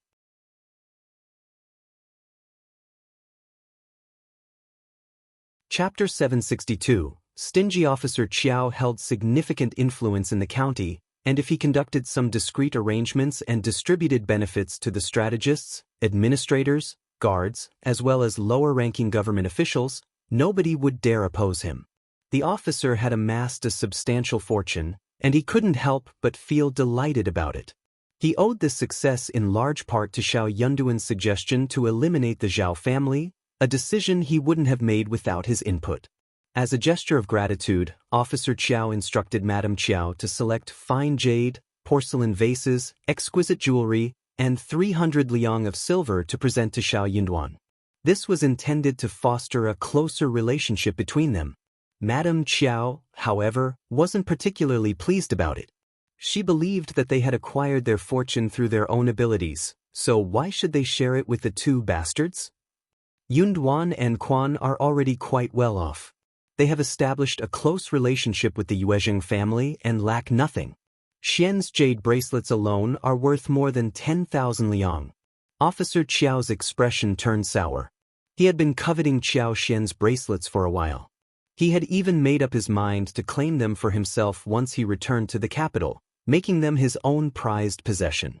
However, after successfully toppling the Zhao family, he had secretly acquired more than 10,000 liang in addition to the confiscated properties, and he had completely forgotten about Qiao Xian's bracelets. He didn't want to provoke any animosity with Shao Yunduan or give Qiao Xian a reason to despise him. Officer Qiao had never been particularly kind to Qiao Xian, and he knew that if they continued to shower her with favors, she would suspect ulterior motives or even suspect a setup. Women were often suspicious and had a tendency to harbor grudges. What if she whispered something to Shao Yunduan? That would certainly complicate matters. Officer Qiao continued, unfazed by Madame Qiao's discomfort. She can indeed have her own properties, but it's important to show our generosity. We are fortunate to be wealthy now, so what harm is there in sharing some with them? Let's not be stingy. Yunduan is destined for a bright future, and it's crucial to establish a good relationship with him from the beginning. Otherwise, our gratitude may lose its value if we're even slightly late. Madame Qiao couldn't help but feel even more uneasy upon hearing her husband's remarks about Shao Yunduan. After all, she had chosen Shao Yunduan as her son-in-law. Very well, old master, Madame Qiao reluctantly agreed. But please, old master, let's not exaggerate the virtues of our son-in-law. The spring examination has yet to take place, and we can't predict the outcome. Our county is small, and people from humble origins often have narrow perspectives. In any case, he is not superior to our own son, is he? Old master, please don't hold such high expectations too soon. You may end up disappointed, Madame Qiao cautioned, maintaining her stance. While her words held some truth, Officer Qiao couldn't shake off his discomfort. He furrowed his brows and retorted, "Are you determined to contradict me? Let me make it clear, stop scheming. Shao Yunduan has no other support. Our task is to win him over and ensure his unwavering loyalty. Don't be so narrow-minded." Madame Qiao felt a surge of irritation, but she forced a smile and reluctantly agreed. They proceeded with the preparations for the gifts, but to their surprise, Shao Yunduan outright refused to accept them. He stood firm in his decision. He made it clear that he wanted no association with the properties or assets seized from the Zhao family. He even declined any involvement with the stores and fields that were acquired through their confiscated possessions. As a recommended mandate, he had the privilege to purchase land without going through the standard procedures. Shao Yunduan was adamant that the Shao family should have no ties whatsoever with the Zhao family, even in the slightest sense. County Magistrate Qiao was left puzzled by Shao Yunduan's motives. Consequently, his respect for the man deepened, accompanied by a tinge of guilt in his own heart. This son-in-law of his was certainly not ordinary.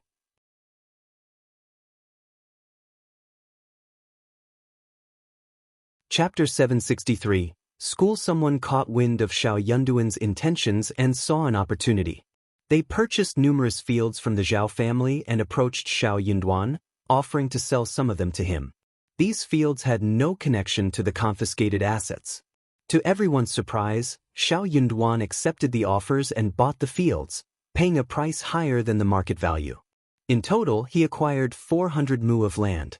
He then donated these lands to the clan, entrusting the elderly men, clan chief, land officer, and appointed individuals from the Shao family to jointly manage the land ownership documents. All the income generated from these lands would be allocated towards supporting school expenses and enhancing the ancestral hall.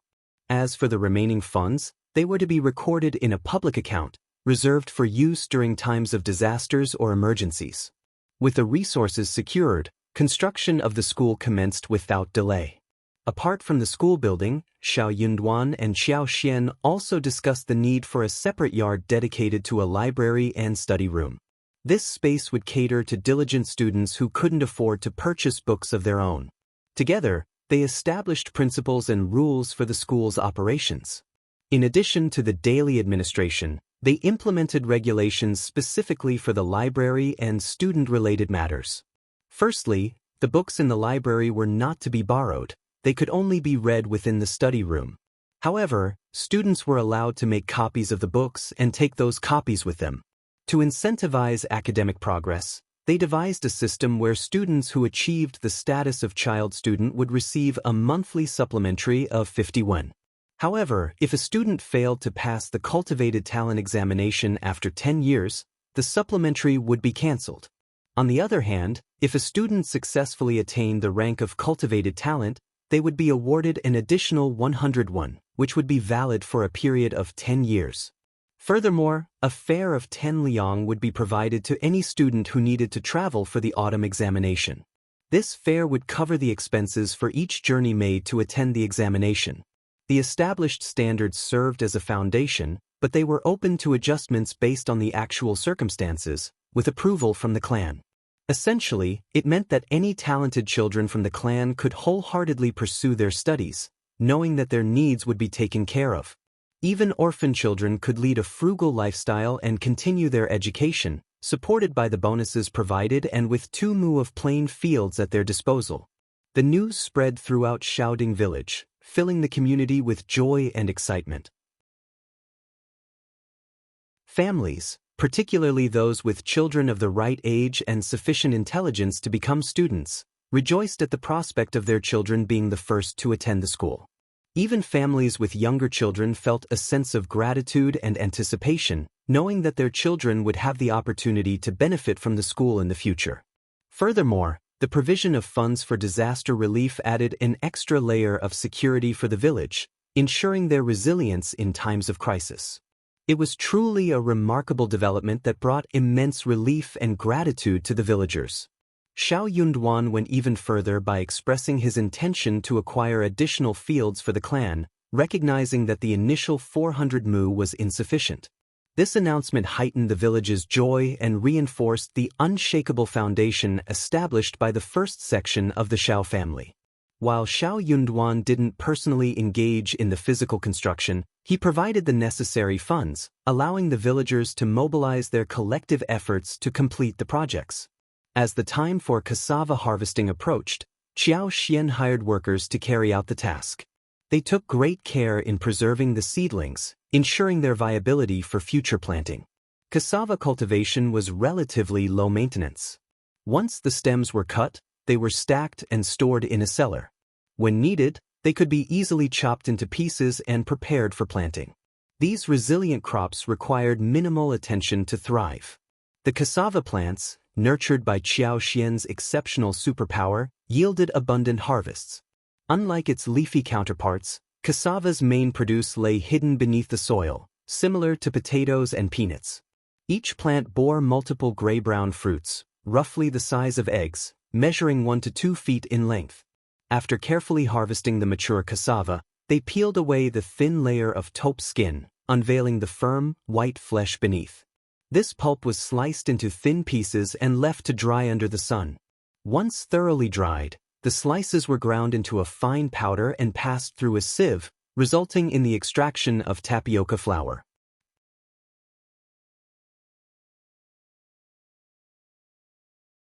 Chapter 764. Taro balls. To achieve a smoother texture, the tapioca powder underwent additional rounds of filtration, ensuring its refined quality. Qiao discovered various creative uses for the tapioca flour. When combined with steamed pumpkins and taros, they crafted delectable taro balls of different colors and flavors. Additionally, by blending the powder with brown sugar, they could concoct flavorful bubble tea, a delightful treat for all. In preparation for the upcoming mid-autumn day, they planned to sun-dry the cassavas so they could transport them to the province. The dried cassavas would then be used to make winter desserts, incorporating taros, bubbles, and sugar water. However, a challenge remained. Despite the increased production volume enabled by Qiao's superpower, the total volume was still insufficient. They needed a steady daily supply to ensure that the stock would last until the following year. Nevertheless, they remained optimistic that the situation would improve in the coming year, allowing for greater production and availability. With the arrival of autumn and the colder weather, Qiao decided to hire workers to cultivate more barren land for cassava planting. The villagers were intrigued by the unfamiliar crop and began asking questions. Qiao openly shared her knowledge, explaining the characteristics of the plant and how it should be handled. Whenever someone inquired about cassavas, she would provide detailed information and instructions. One crucial point Qiao emphasized was that fresh cassavas needed to be bleached before consumption to remove toxins. This revelation surprised many, but their interest grew significantly after tasting the delicious cassava-based dishes such as balls, dumplings, steamed pastries, and pancakes. Since wheat couldn't be grown in their region and flour was expensive, cassavas became a viable and economical alternative. The ease of cultivation made it accessible for every household, and within 3 years, cassava plants spread to neighboring villages as well. The powdered form of cassava was nearly identical to flour, making it a versatile and widely used ingredient in various culinary creations. The cassava plants thrived in various types of soil, thanks to Qiao's superpower that facilitated their growth. They adapted well to the local climate and produced larger, more abundant fruits. As the Mid-Autumn Festival approached, it was customary for the villagers to visit the Qiao family and exchange gifts. They also planned to present gifts to the Yuezheng family and Xianxia, with the latter receiving gifts on behalf of Yuezheng Shao. Dragon fruits, papayas, pineapples, sugarcanes, tangerines, and bananas were all reaching maturity. The first section of the family had already indulged in the delightful flavors of these fruits and praised their quality. The bananas, pineapples, and dragon fruits were especially well received. Xian carefully selected the ripe fruits as presents for the Yuezheng family and Xiejingrong. Although the quantity wasn't large, the fruits were exceptionally fresh and flavorful. Under First Madam's instructions, Chu Shan was tasked with delivering the gifts along with those from Xiejingrong. Xian entrusted Chu Shan to handle the transportation of the gifts back to their intended recipients. Xian made a mental note to bring a larger quantity of fruits on her next visit. The fruits were thriving and possessed a delicious flavor that she was certain would be enjoyed by Yuezheng, Shao, and the rest of the family. As for the gifts prepared for the Qiao family, they were not particularly extravagant. They didn't include any of the fruits or special plants grown in their garden, such as watermelons or the precious snow fungus, honey, and lipsticks. Instead, they adhered to the traditional practice of purchasing items from stores. However, this time they bought a slightly larger quantity of gifts compared to previous visits, as the Qiao family were aware that they were in a better financial situation.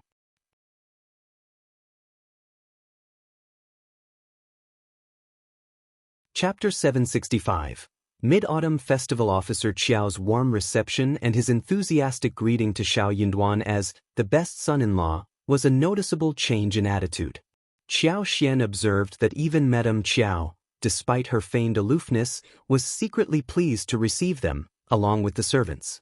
Even concubine Du and Qiao Ko, who had never experienced such treatment before, were included in the warm welcome. Qiao Wei couldn't help but size up Qiao once again. She was adorned in a vibrant water-red satin embroidered with delicate primroses and a butterfly pattern, paired with a light beige thread-stitched long skirt. The ensemble beautifully accentuated her slim and graceful figure. Her ebony bun was immaculately styled, and the elegant hairpin adorned with pearls, pomegranate, and magnolia flowers added a touch of luxury and sophistication. Qiao's elegance emanated not from excessive ornamentation but from her refined demeanor, exuding a sense of nobility and propriety. Qiao Wei couldn't help but feel a pang of envy. She reluctantly acknowledged that a well-dressed appearance enhanced a person's overall beauty. Seeing Qiao, who used to appear introverted, now radiating with confidence, she couldn't deny the transformative power of clothing. Qiao Wei couldn't help but fixate on Qiao's bracelets once again. Another new pair? She thought to herself. This time, Qiao adorned her wrists with a pair of intricately carved gold bangles, adorned with several lustrous pearls. The oval-shaped gold bracelets featured elaborate floral motifs, intricately sculpted and polished to perfection. Several snow-white pearls, each the size of a thumb, were meticulously embedded throughout the design. The edges of the bracelets were accented with a delicate tortoiseshell inlay, providing a subtle yet opulent contrast to the modest gold hue. While gold bracelets were not uncommon, a pair with such large and exquisite pearls was truly a rare find. First Madam certainly treats you well, sister. Did she gift you these magnificent bracelets too? Qiao Wei asked with a tinge of bitterness, aware that her question was laced with envy. After all, every young girl had a fondness for beautiful, exquisite, and precious jewelry. Qiao Wei, who had recently splurged on some new ornaments from the province, had planned to flaunt them in front of Qiao. However, her confidence waned as she glanced at her own bracelets, which had cost her 1,000 liang after days of pestering her parents. Qiao responded with a gentle smile. Yes, Elder Aunt Yuezheng has always been kind to me. She even wanted to make me her goddaughter, but I declined because I don't believe I deserve such an honor. Nevertheless, she sees me as a good person and treats me accordingly. What? Madame Qiao exclaimed, a pang of disappointment washing over her. Though upon reflection, she realized that Qiao's refusal was probably for the best. Otherwise, she might have become more unruly. However, deep down, Madame Qiao couldn't help but feel a slight sense of injustice based on Qiao's words. Naturally, she assumed that if the first madam wished to accept Qiao as her goddaughter, her own daughter should also be considered. After all, her own daughter was surely superior to Qiao, wasn't she? Madame Qiao entertained the idea of finding a godmother for her daughter. The Yuezheng family, being a prosperous business family, held significant influence, and establishing a connection with them would undoubtedly bring numerous advantages. The jealousy of Qiao Ko and Qiuyue towards Qiao Xian was evident as they couldn't help but sneer. They believed that Qiao Xian was fabricating her claims, insisting that the first madam would never have liked her. "She's just bragging," Qiao Ko muttered under her breath, while Qiuyue nodded in agreement. Qiao Xian, sensing their disbelief, found amusement in their reactions. She smiled, feeling a sudden urge to find a peaceful spot for a nap. She wondered if there was a suitable place available for her. Deep down, Qiao Xian acknowledged the strained relationship she had with her lineal mother and stepsister. Aware that they were obligated to treat her cordially under her father's watchful eye, she saw no point in prolonging their interactions if they truly disliked one another. After all, she considered herself considerate in avoiding unnecessary confrontations with them. As for finding a place to rest, Madame Qiao had arranged a small courtyard for her through Auntie Ling, ensuring that Qiao Xian did get a designated space of her own.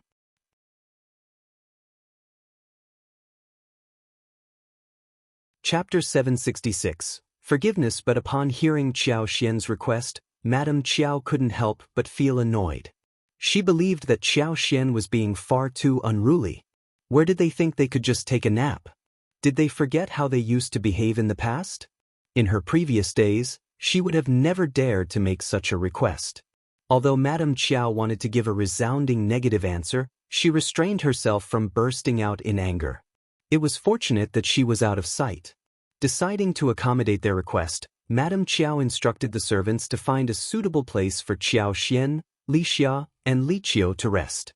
The courtyard was carefully prepared, and despite some wilted flowers on the table, an array of pastries, snacks, and drinks were served.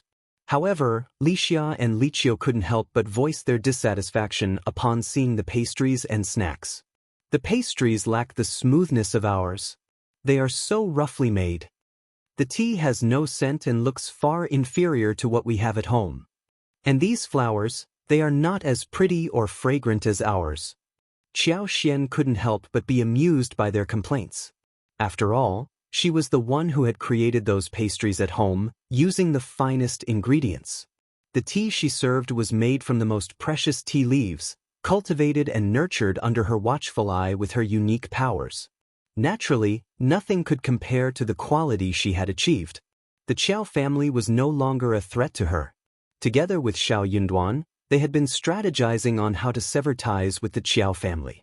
They had no intention of maintaining any closeness with such tasteless and shameless individuals. Soon, their plans would come to fruition. As the mistress and maids were engaged in conversation, Concubine Du appeared with the reluctant Qiao Ko in tow. It seemed that Concubine Du had come to beg for forgiveness for their past wrongdoings. The harsh reality of their lives was evident in the worn-out appearances of both Concubine Du and Qiao Ko. Concubine Du, who used to exude arrogance and pride, now seemed devoid of any such expressions. Qiao Xian had no interest in engaging in trivial arguments with them, but she also had no intention of forgiving them easily. What right did they have to beg for her forgiveness now, expecting her to grant it?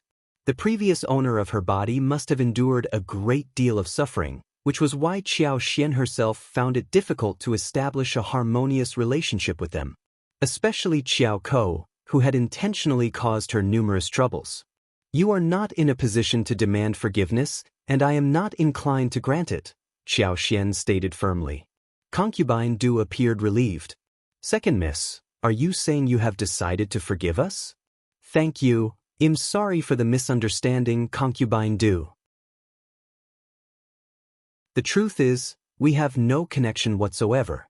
We have never offended each other, nor do we need to seek forgiveness. The best solution is for us to live separately. What are your thoughts on that?" Regardless of whether Concubine Du was willing to accept the truth, she was nothing more than a slave to Madame Qiao, bound to carry out her orders regardless of her own desires or dislikes.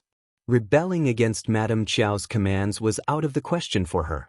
While Qiao Xian despised Concubine Du for her actions and felt anger towards her, she had no intention of seeking revenge or causing her unnecessary hardship. However, if Concubine Du ever attempted to deceive her or set her up, Qiao Xian would not forgive her, nor would she be accommodating or allow her to have her way. Concubine Du's expression stiffened. After a moment of contemplation, she forced a smile. Second miss, you are correct. Concubine Du had initially planned to beg Qiao for forgiveness, hoping that if Qiao showed leniency, they could form an alliance. In doing so, she would use Qiao's influence to bring down Madame Qiao, while also gaining personal benefits from the situation. However, Qiao proved unexpectedly difficult to persuade. Not daring to linger any longer, Concubine Du muttered a few more uncertain words and hastily departed with Qiao. Xia and Qiuyue glanced disdainfully at them, remarking on the fickleness of both the mother and daughter. Qiao let out a mocking laugh. Concubines can only navigate their existence through such means, constantly searching for a solid footing but never truly finding it.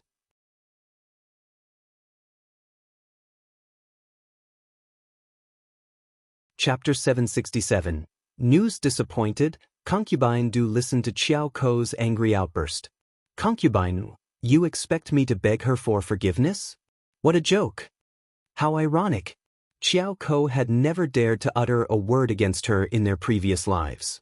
Concubine Du sighed, feeling distressed. I can see the end of my life approaching. I am doing this for your own good. Qiao sneered in response. No thanks. Why not? Concubine Du panicked. Your marriage remains unsettled, and Madame Qiao is taking her anger out on us. Do you honestly think she will find a suitable husband for you once we return to the capital? What about marrying someone here? You are Qiao's sister, and Shao Yunduan is a recommended man. Any family you marry into would treat you well because of their connections. Suddenly, the idea seemed appealing to Concubine Du. Ah, yes. The Yuezheng family would be a good option. What about young Master Yuezheng? Or perhaps, stop it, Concubine Du. Qiao's face darkened. I am an unmarried woman, and if you continue meddling in my affairs, I will report to Father and Nyather. Stay out of my business. With that, Qiao turned and hurried away. She had no intention of marrying anyone here. The Yuezheng family might be decent, but they didn't compare to the elite families in the capital. Young Master Xie would have been a better choice, but unfortunately, he wasn't present. Moreover, the only way for her to live a comfortable life was by ingratiating herself with Qiao. If she followed this path, she could ensure her happiness. She was going back to the capital to snatch Qiao's marriage alliance, causing both Qiuyue and her mother to suffer and cry in despair. Concubine Du was taken aback, feeling a mix of anger and disappointment at her daughter's callous words. She was doing everything for Qiao's sake, so why was her own child so heartless toward her? Despite her distress and sadness, Concubine Du gathered her resolve once again. She wouldn't abandon her daughter. After all, Qiao was her own flesh and blood. With the funds replenished, Officer Qiao arranged a lavish lunch, aiming to please his daughter and son-in-law.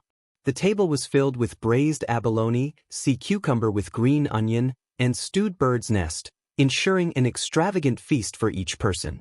Officer Qiao spared no expense to win the favor of his daughter and son-in-law. Qiao was taken aback. Did her father truly hold such high expectations for her husband? It seemed like a burden and a potential source of bad luck. The lunch appeared to be successful, and soon after, Qiao and Shao Yunduan stood up, ready to leave. However, Madame Qiao coughed and addressed Qiao. Your mother intends to take your sisters to the province to visit First Madame Yuezheng. Xian, you must assist your mother in building a strong relationship with First Madame Yuezheng, understand? Madame Qiao wore a smile as she continued, First Madame treats Quan so well. With her support, everything will turn out fine. Old Master, you needn't worry. Her words carried an implicit message that if anything were to go wrong, it would be Qiao's responsibility. Qiao inwardly sneered. No wonder she had been treated to such a lavish feast. They were trying to win her over for a favor. She realized she should have anticipated this. Her father had never been generous towards her unless he needed something in return. In response, Qiao forced a smile and said, Don't worry, father. One will do my best.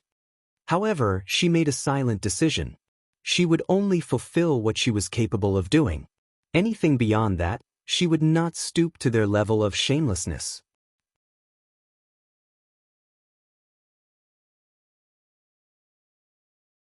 Chapter 768. Looking down, Xiaoyunduan was taken aback by the repulsive proposal put forth by his father-in-law. It was so distasteful that he almost felt physically sick. He had hoped that if his father-in-law treated Xiao Xian kindly, their relationship might not be too strained, or at least remain intact on the surface. It would have been ideal if Xiao Xian had a reputable family supporting her, or at least the appearance of it. He didn't look down on her, and he had no intention of playing any tricks on her. However, he couldn't guarantee that others wouldn't try to undermine her. He didn't want anyone to belittle her or plot against her. When Xiao Xian informed him and her family about the unsavory matters, she should have realized that she needed to be cautious. If he were to become an officer in the future, would there be those who would conspire against her, knowing she lacked a strong family background? Perhaps he was being overly cautious, but it was better to be prepared for any potential challenges. Xiaoyunduan had not anticipated the selfishness of the Qiao family.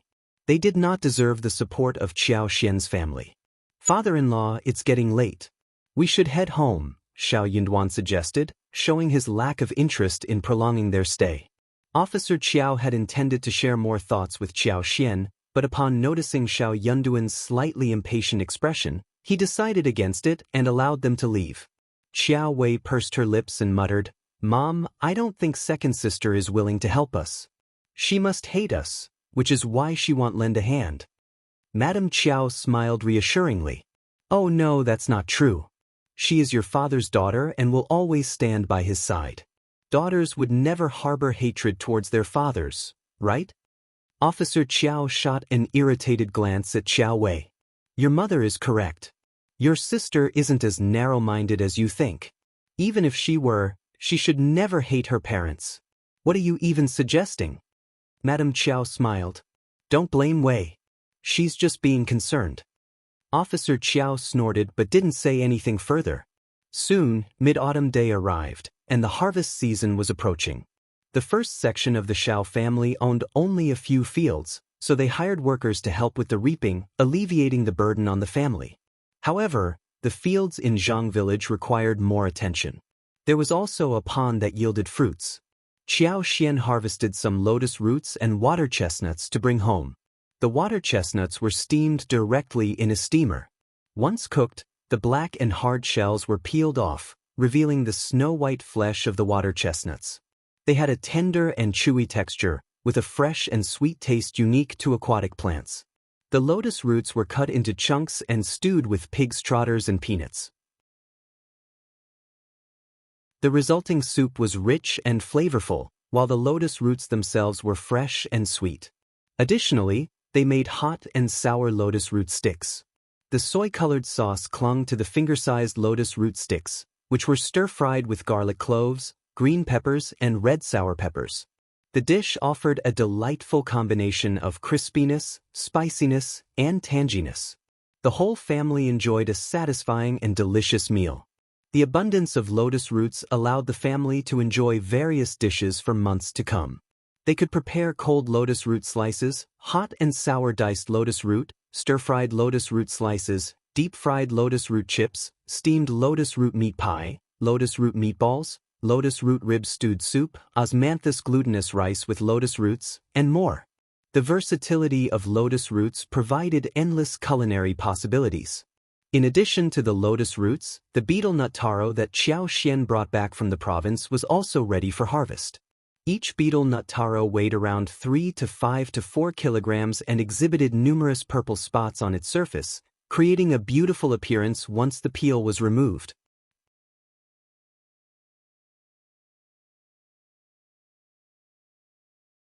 Chapter 769. Not Madame Qiao. The alluring consistency and appearance of the betel nut taro made it a tempting addition to their meals. Inspired by its delicious taste, Qiao Xian decided to cultivate more taro plants to create high-quality taro balls, a delicacy they could enjoy in the future. As September arrived, Qiao Xian began sorting through the items they would bring to the province. They had nearly 100 kilograms of snow fungus and 800 lipsticks, which they intended to take along. Additionally, they planned to bring a variety of harvested goods for First Madam. Among these items were the lotus roots they had, but they also included a selection of taros. They would also bring Gastrodia elata, heterophylla, and figs. Other fruits such as ripe dragon fruits, pineapples, bananas, papayas, tangerines, and sugarcanes would also be included. While the quantity of these fruits was not substantial, their freshness and vibrant flavors added a sense of confidence to Qiao. The fruits from the southern region thrived remarkably, particularly the dragon fruits and papayas, enhancing the array of offerings they would present to First Madam. In addition to the fruits mentioned earlier, Qiao had plans to grow lychees, longans, and mangoes, as long as everything went well after the cold winter. The fruit trees had grown thick, their trunks as wide as her arms, demonstrating their robust and healthy condition. They promised a bountiful harvest in the coming year. With all preparations in order, Qiao and Shao Yunduan, accompanied by Nis. Fang, elder uncle Yang Xiaoni, Shao Sanlang, Qi, Tao Tao, Shao Junyan, and Shao Qing, embarked on their journey to the province for a delightful time. Eldest uncle initially hesitated to join, but Miss Fang insisted on his presence. It was necessary to have someone remain in the village for the sake of the family's security and stability. Shao Dalong and Ms. Su chose to stay behind, attending to the care of their youngest son. The little boy was still too young to embark on a long trip. However, Ms. Su held hope in her heart, believing that there would be future opportunities for them to travel there. Qiao entrusted the care of Ms. Su to Li Xia and Li Qiu, while Chunyu and Chun Feng accompanied the group on their journey. Due to the construction of the school, the first section of the Shao family had gained recognition in the village, which provided reassurance to Qiao and Shao Yunduan to leave only Ms. Su and Shao Dalong at home. With the support of the land officer and elderly men, anyone causing trouble to the family would not be tolerated. They had hired 3 wagons for the trip. One wagon was designated for carrying goods and presents, while the other 2 served as transportation for the travelers. They set off from the county early on the 5th of September. Qiao deliberately did not inform Madame Qiao about their departure, nor did she allow her to join them on the journey. Qiao was determined to keep them out of their affairs and prevent them from exerting any influence or control over their plans. The Qiao family remained unaware that Qiao and Shao Yunduan had already traveled to the province for their own shopping trip. Meanwhile, Madame Qiao was still in discussions with County Magistrate Qiao about their planned visit to the Yuezheng family on the 8th of September, intending to leave on the 7th. Madame Qiao believed that if they could spend the festival together, it would strengthen their relationship with the Yuezheng family. Officer Qiao supported this idea wholeheartedly. On the 6th day, Madame Qiao sent Auntie Ling to fetch Qiao from Shaoding village to bring her back to the mansion, so they could travel together the following morning. However, to her surprise, Auntie Ling returned alone. Auntie Ling informed Madame Qiao that the Qiao family had already departed for the province the previous day. Madame Qiao couldn't believe what she was hearing. "What are you saying? How dare she?" Qiao sneered and suggested. "Elle knew that girl was just pretending.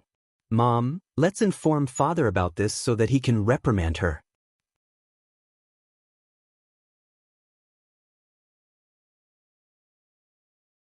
Chapter 770. How dare? Madame Qiao's expression darkened. "Auntie Ling, speak clearly and tell me everything." She needed to inform Old Master about this situation and understand what was truly happening. Auntie Ling continued, "When I arrived at the house, only Shao Dalong and his wife were present. I asked them about second Miss going to the province, but Miss Su claimed she had no knowledge of it. She mentioned that she was occupied with taking care of the children and had no idea about second Miss plans. In fact, she suggested that I ask second Miss directly." Madame Qiao realized that this was part of the plan Qiao had discussed with Ms. Su. No matter who from the Qiao family came asking, Ms. Su was instructed to respond with "Elle don't know," and nothing more. Ms. Su also had reservations about engaging with Auntie Ling, concerned that she might be drawn into something. Therefore, she followed Qiao instructions and consistently maintained that she had no information. Ms. Su used the excuse of being busy at home to deflect Auntie Ling's probing and ultimately dismissed her. Auntie Ling, seething with anger, couldn't believe that she had been dismissed by a rural woman. However, she reminded herself that Ms. Su was, in fact, her younger sister-in-law, and as an elder, she shouldn't pry too much into her affairs. Reluctantly, Auntie Ling made her way back home. Madame Qiao was equally frustrated. Xiao must have deliberately done this. Qiuyue chimed in with a sneer. Of course. Mom, she puts on a facade of kindness in front of father, but deep down she's not on our side. She still holds a grudge against us. Otherwise, she wouldn't have kept those precious ornaments a secret from us. Qiuyue couldn't help but feel envious, especially when she thought about the luxurious bracelets adorning Xiaoxian's wrists. She had never seen such extravagant jewelry before, and she couldn't help but wonder how Xiaoxian had obtained them. Madame Qiao sneered in agreement and promptly ordered Auntie Ling to bring County Magistrate Qiao to her room. She needed to discuss this matter with him and find out the truth. County Magistrate Qiao, initially assuming that Madame Qiao had brought up the matter to deliver some greetings from Xiaoxian, was taken aback by her angry outburst. He asked in a cold tone, "Is there a misunderstanding between Madame Qiao?" Let out a sigh and replied, "Old master, Auntie Ling personally went to Shaoding village. There's no room for misunderstanding. It seems that Xian still holds a grudge against us." County Magistrate Qiao's expression darkened further. After a brief pause, he said, "Perhaps, but no, the first section of the family went to the province together, right?" "Yes. That explains it." County Magistrate Qiao suddenly felt a sense of relief. The Shao family went as a large group, so it might have been inconvenient for them to travel together. It's nothing to worry about. You can stick to the original plan and travel as scheduled tomorrow. You can contact them once you arrive. Madame Qiao and Qiuyue were left stunned by County Magistrate Qiao's response. Qiuyue screamed, "Dad, Xiaoxian doesn't think you and Mom are important. She doesn't like us and you are still defending her." "Shut up. What do you know anything?" County Magistrate Qiao shouted. "Don't suspect your sister. She is kind and she doesn't want to cause anyone trouble. She is apparently trying to save us trouble and you are not only ungrateful, but also lecturing at me? Wei, you have to improve your personality." Qiuyue, "Old master is right. Wei, no more talks."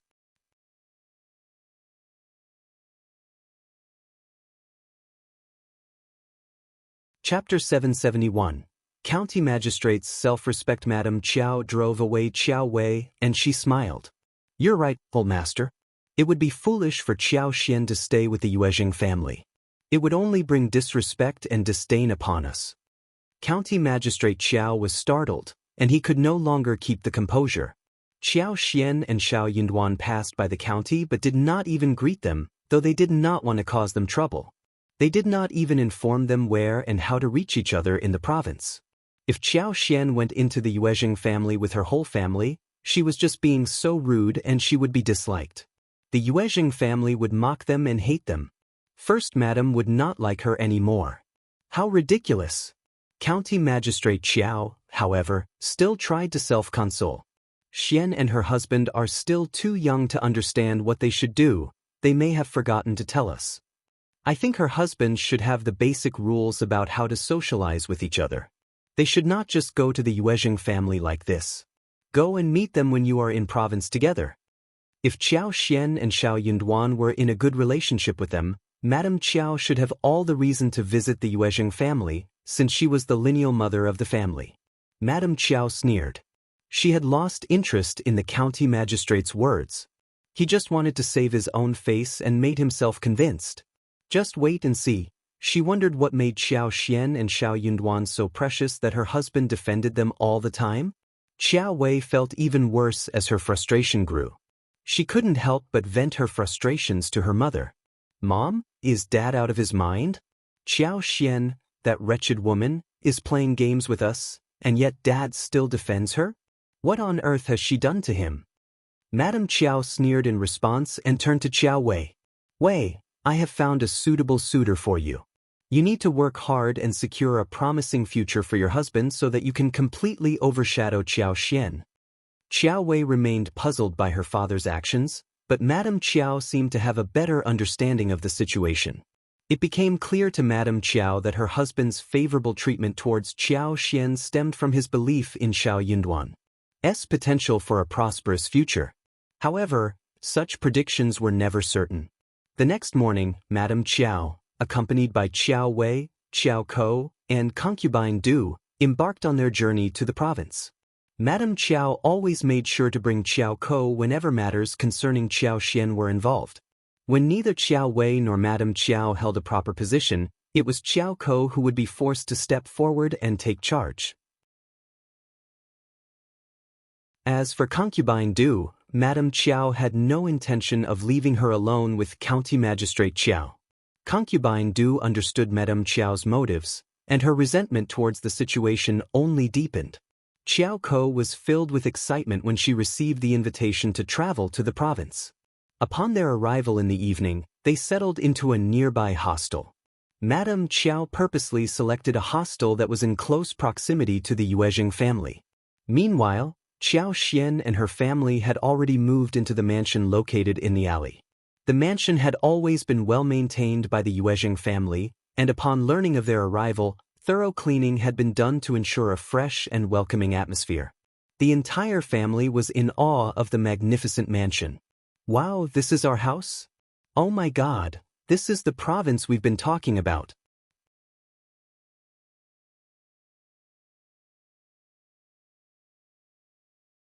Chapter 772. Treatment. Fifth brother and fifth sister-in-law are so incapable. I would never have gotten such a huge house in the province. Qiuyue exclaimed. Qiao Xian smiled and replied, it's all thanks to the support and opportunities given by the Yuezheng family. We are truly fortunate. This is such a great place.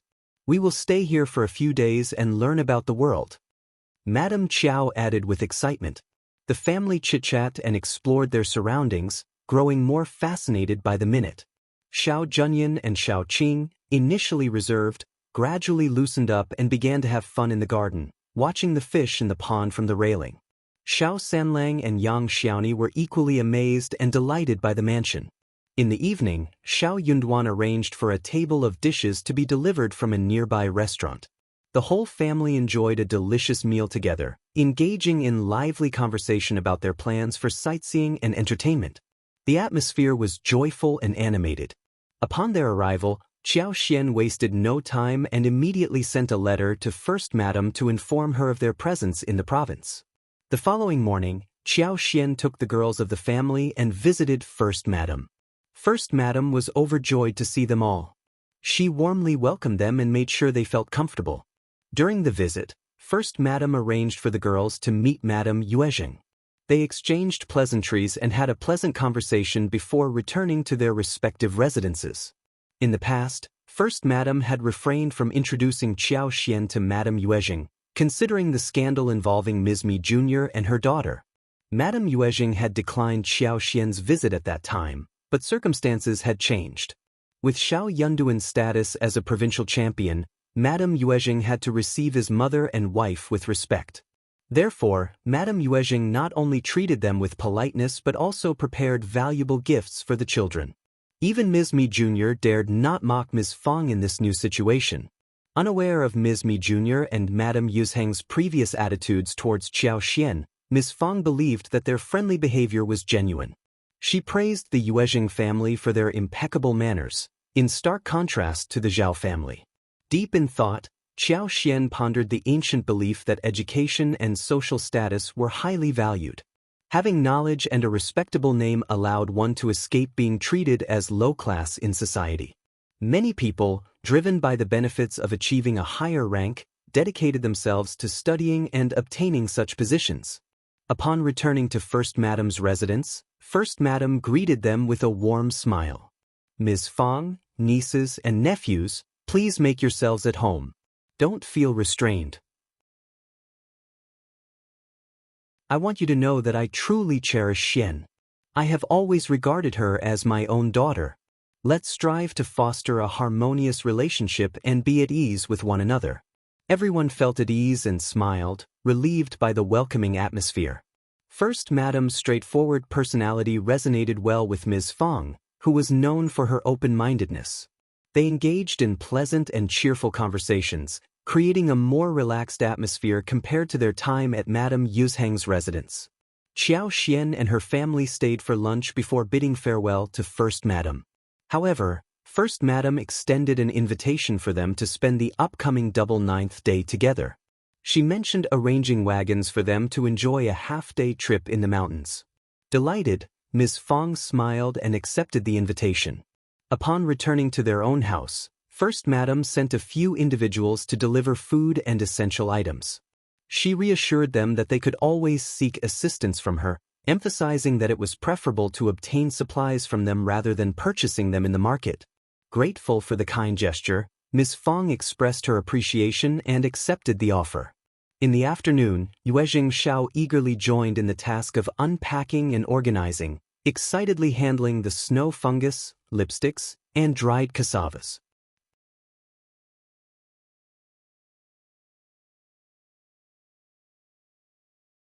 Chapter 773.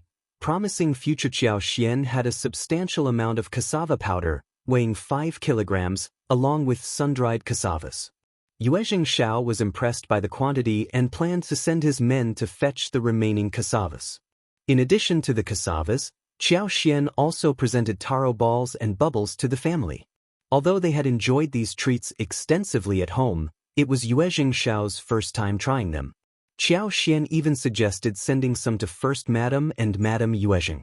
The combination of taro balls, bubbles, sugar water, and a portion of milk created a delightful and chewy dessert, which would surely become a favorite among the general population.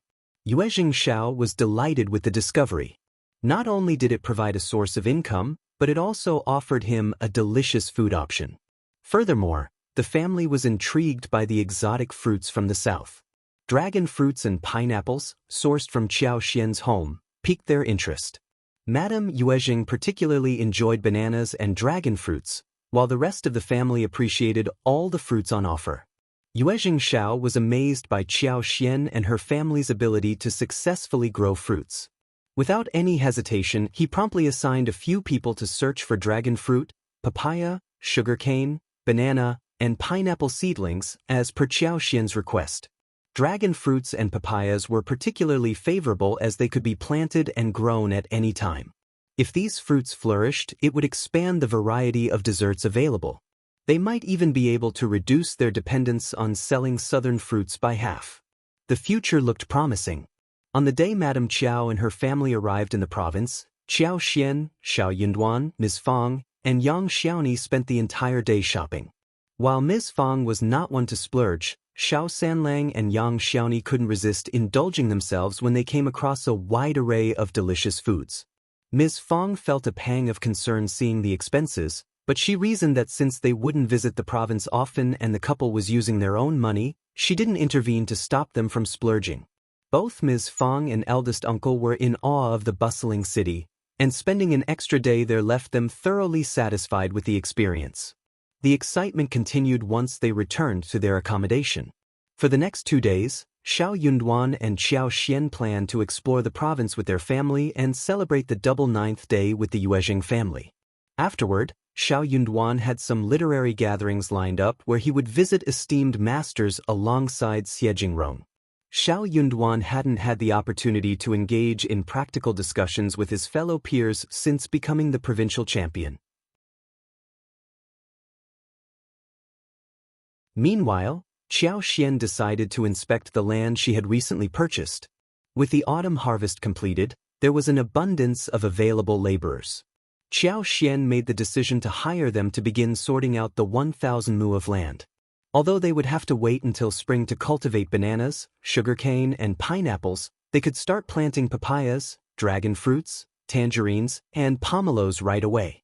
In addition to these new crops, Qiao also transferred some lemon and fig trees from the village garden. While the winter temperatures in the region wouldn't drop below 5 degrees Celsius, except for the mountain peaks, there was still a possibility of frost, although snowfall was typically minimal. Before there happened one huge frost storm, and the fruits and crops were all damaged when that happened. But this case wasn't frequent. So Qiao decided to see if those fruits could still grow well after winter here, with her superpower as the protecting means.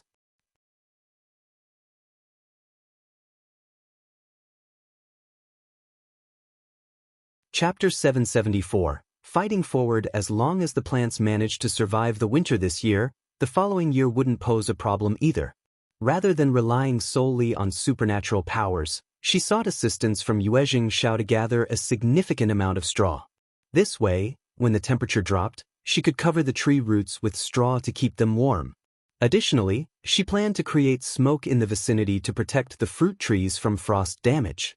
Qiao had meticulously prepared for this situation. A day prior to the double 9th day, when Qiao and Shao Yunduan were exploring the city with their families, the first madam received a letter from Madame Qiao. In the letter, Madame Qiao acknowledged herself as Qiao mother and expressed gratitude to the first madam for taking care of him. The first madam couldn't help but chuckle. Madame Qiao is quite an interesting character. Auntie Hua found this revelation equally surprising. She smiled and remarked, "I'll wonder if she's aware that Mrs. Shao and her entire family are already present in the province." The first madam entered a contemplative state. Qiao had never mentioned anything about Madame Qiao's visit, and the first madam had displayed no interest in meeting her. The Yuezheng family held considerable influence and had no need to associate with a county magistrate. Madame Yuezheng, as the esteemed guest of a high-ranking official's wife, surpassed Madame Qiao in every aspect. The first madam had the choice to either receive her visit or decline it. "Auntie, would you mind visiting Xian and inquiring about her thoughts on the matter?" Essentially, this meant that if Qiao desired any form of retribution, the first madam would support her. Auntie Hua replied and personally went to speak with Qiao. Qiao smiled and said, "I forgot to inform Auntie about this. My lineal mother did suggest that I visit Auntie together with her, but I chose not to and ignored her request. I never expected them to arrive so quickly. Thank you for your concern, Auntie. It holds no significance for us. If Auntie wishes to meet them, she may do so. If she prefers not to, that's perfectly fine as well. I know what I need to do." Qiao had already thought about what to say to Madame Qiao when she inquired why they weren't traveling together. Her intention was to demonstrate to Officer Qiao that they were not mere puppets controlled by his strings, obligated to obey his every command. If Officer Qiao couldn't tolerate it, Qiao secretly wished for a confrontation. If Officer Qiao could endure it, then she would have to put in even more effort to strengthen their relationship. Auntie Hua understood Qiao's point. She nodded and asked, "What will you say if she asks whether you're here?" "Auntie, you can tell her whatever she wants to hear. Just make sure not to disclose our whereabouts or reveal our business dealings with young Master Yuezheng," Qiao instructed Auntie Hua. Auntie Hua comprehended the situation and nodded before taking her leave. In the guest house, Madame Qiao had mixed feelings upon hearing the response. The first madam provided a diplomatic answer, stating that they were occupied with numerous engagements on the double 9th day and proposed visiting Madame Qiao the following day. This effectively prevented them from spending the day with the Yuezheng family. Furthermore, while Madame Qiao mentioned Qiao, the first madam made no mention of her in the reply, which surprised Madame Qiao. Qiao Wei found this unsurprising and sneered, "That girl must be lying. If she truly had a good relationship with the first madam, why wouldn't the first madam mention her?" The first madam would have answered this question by stating that they never inquired about Qiao in the first place.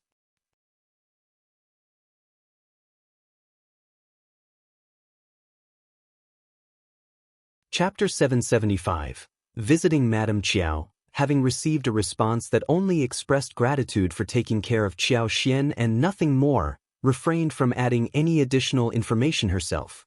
Madame Qiao pondered aloud, "But if she's lying, where did she acquire the funds for such expensive jewelry?"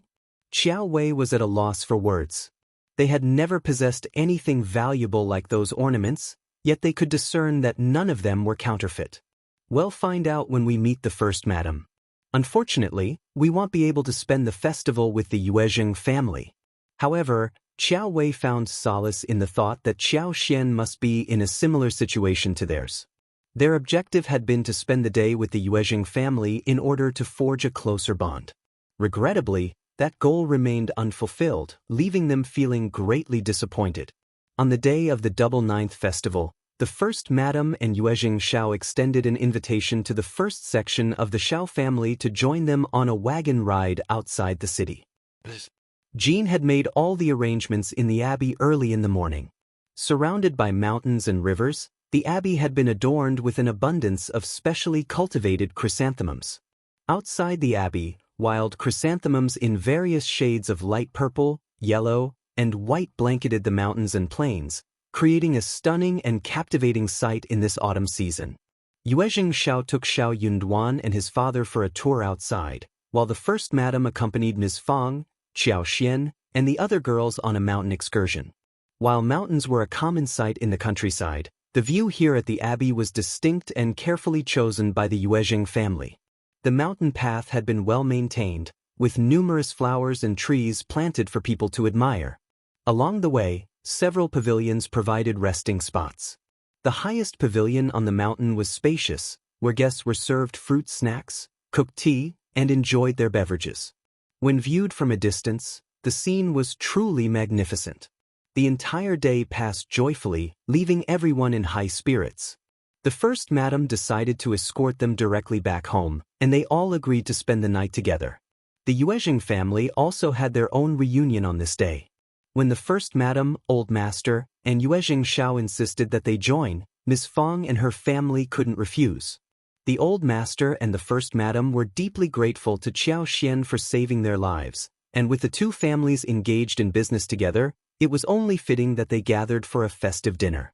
As the head of the family, the first madam intended to address any misbehavior from the second section of the family during this special occasion. Mi Jr. wasn't foolish enough to cause trouble. She may not have been thrilled about the gathering, but she knew when to act accordingly. Madame Yuezheng accepted the proposal, considering it was suggested by the first section of the family. Furthermore, Shao Yunduan held the title of provincial champion and maintained a good relationship with young Master Xie. Thus, it was advantageous for them to establish friendly ties with the Shao family. Ms. Mi Jr. didn't dare to cause trouble, but she and her daughter were eager to witness an entertaining spectacle. They believed that Shao Yunduan's title wouldn't make any significant difference. After all, they considered themselves a simple rural family with limited knowledge and experience. Such grand feasts and extravagant gatherings were completely foreign to them. They were certain to become the subject of ridicule and mockery. However, what Ms. Mi Jr. and her daughter were unaware of was that Qiao Xian possessed exceptional cooking skills and was well-versed in a wide variety of dishes. She had never been hesitant to share her culinary creations with her family, who had enjoyed a diverse range of delicacies. While the county may have had limited ingredients, the province offered a wide selection.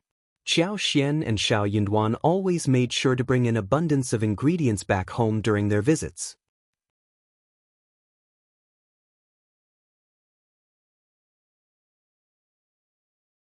Chapter 776. Practical as the sumptuous and expensive dishes were served on the table, they were indeed delicious, but not to the extent that the entire Shao family abandoned their manners and devoured the food without restraint.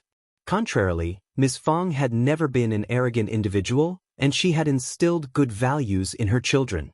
Prior to their visit to the province, Ms. Fang had anticipated their trip to the Yuezheng family and had asked Qiao Xian to educate the family on proper etiquette in an affluent household. They were determined to learn and avoid any embarrassing situations. Although Qiao Xian's knowledge was limited, having attended numerous banquets with the first madam, she had acquired some understanding along the way. Thus, she imparted this knowledge to her family accordingly. Now, everything was put into practice. No one exhibited any misbehavior. Even Madame Yuezheng was pleasantly surprised. She had mentally prepared herself for any potential faux pas from this rural family. But such concerns were unnecessary. Even Madame Yuezheng couldn't help but admire the Shao family, recognizing that they were genuinely kind-hearted and pleasant people. The first section of the family had truly made wise choices in their friendships. The dinner proceeded exceptionally well, with both guests and hosts thoroughly enjoying themselves. The atmosphere was lively and joyous. In the evening, the first madam insisted that Yuezheng Shao accompany the Shao family back home. Ms. Fong initially intended to decline the offer, but the first madam insisted, saying, "You are our guests, and that's how we treat our guests. Please don't be formal, Sister Fong." Ms. Fong expressed her gratitude and accepted the kind gesture. The following day, the first madam even dispatched some of her staff to deliver 2 jars of wine, a basket of live crabs, and 2 baskets filled with fresh grapes and pomegranates to the Shao family for their enjoyment. Ms. Fong expressed her sincere gratitude, continuously praising Qiao for befriending such wonderful individuals. Through this connection, she successfully established a friendship with the first madam and the kind-hearted Yuezheng family. During this time, Xie Jingrong and Yuezheng Shao paid a visit to the Shao family. With old friends gathered together, the gathering was filled with warmth and happiness. Qiao Xian, Tao Tao, and Yang Xiaoni decided to purchase additional ingredients from the nearby market and invited Xie Jingrong and Yuezheng Shao to stay for lunch. They skillfully steamed the crabs and prepared various other delectable dishes. Madame Qiao couldn't contain her excitement and eagerly took Qiao Ko and Qiao Wei to visit the Yuezheng family. Concubine Du, on the other hand, was asked to remain at the hostel. Although concubine Du complained silently within her heart, she dared not voice her grievances or challenge Madame Qiao's decision. She knew better than to oppose Madame Qiao. Meanwhile, the first madam treated everyone with kindness and grace, not finding fault with anyone but displaying her impeccable manners. But first madam had no intention of introducing them to Madame Yuezheng. While the first madam treated them as guests, her hospitality was not entirely sincere. However, in the eyes of Madame Qiao and her 2 daughters, they were overwhelmed with excitement, feeling that the first madam was showing them great warmth and affection. Unaware of their empty flattery, the first madam grew increasingly impatient. She was on the verge of instructing Auntie Hua to find an excuse to politely decline their request when Madame Qiao suddenly inquired about Qiao Xian. Xian mentioned that she arrived in the province before us. She expressed her desire to pay her respects to you. Has she been here? First madam smiled and nodded. Yes, Xian and Sister Fong have already been here. In fact, I invited them to join us for a tour outside the city, and we even shared a celebratory dinner together yesterday in honor of the Double Ninth Festival.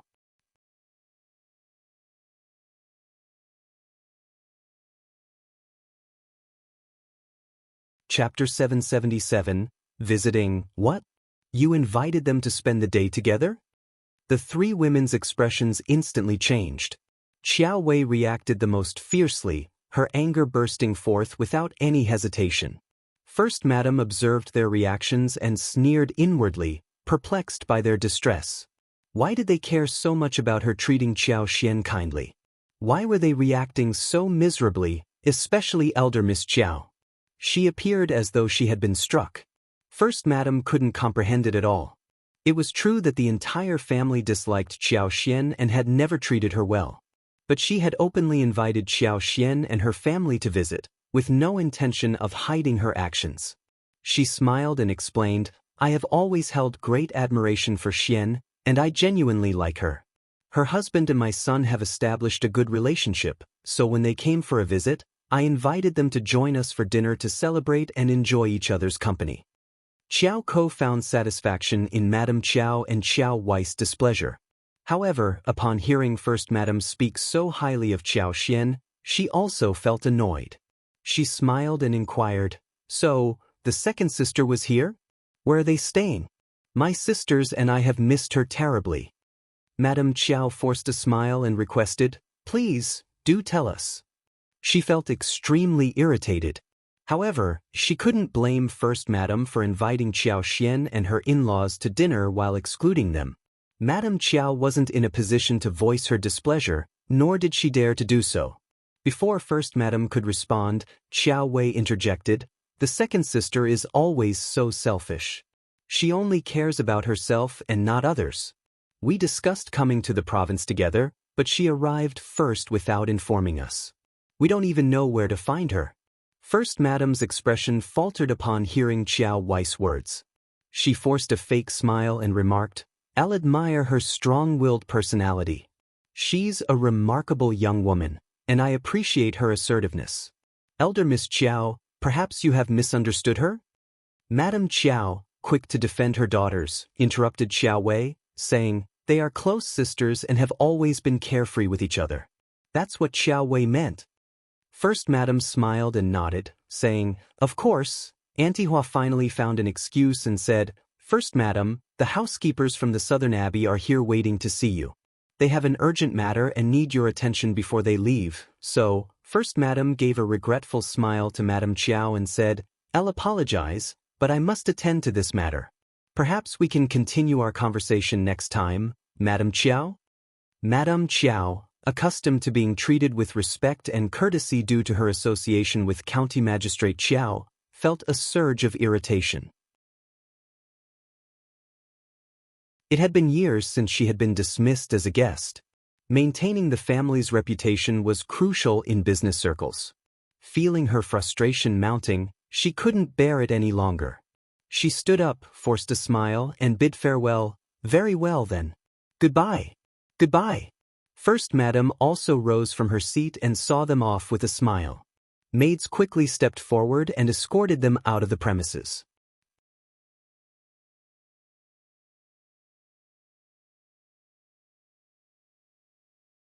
Chapter 778. Feeling sorry, Qiao Wei and Xiao Ko felt a mix of disappointment and annoyance. They had expected First Madam to be generous and offer them presents as well.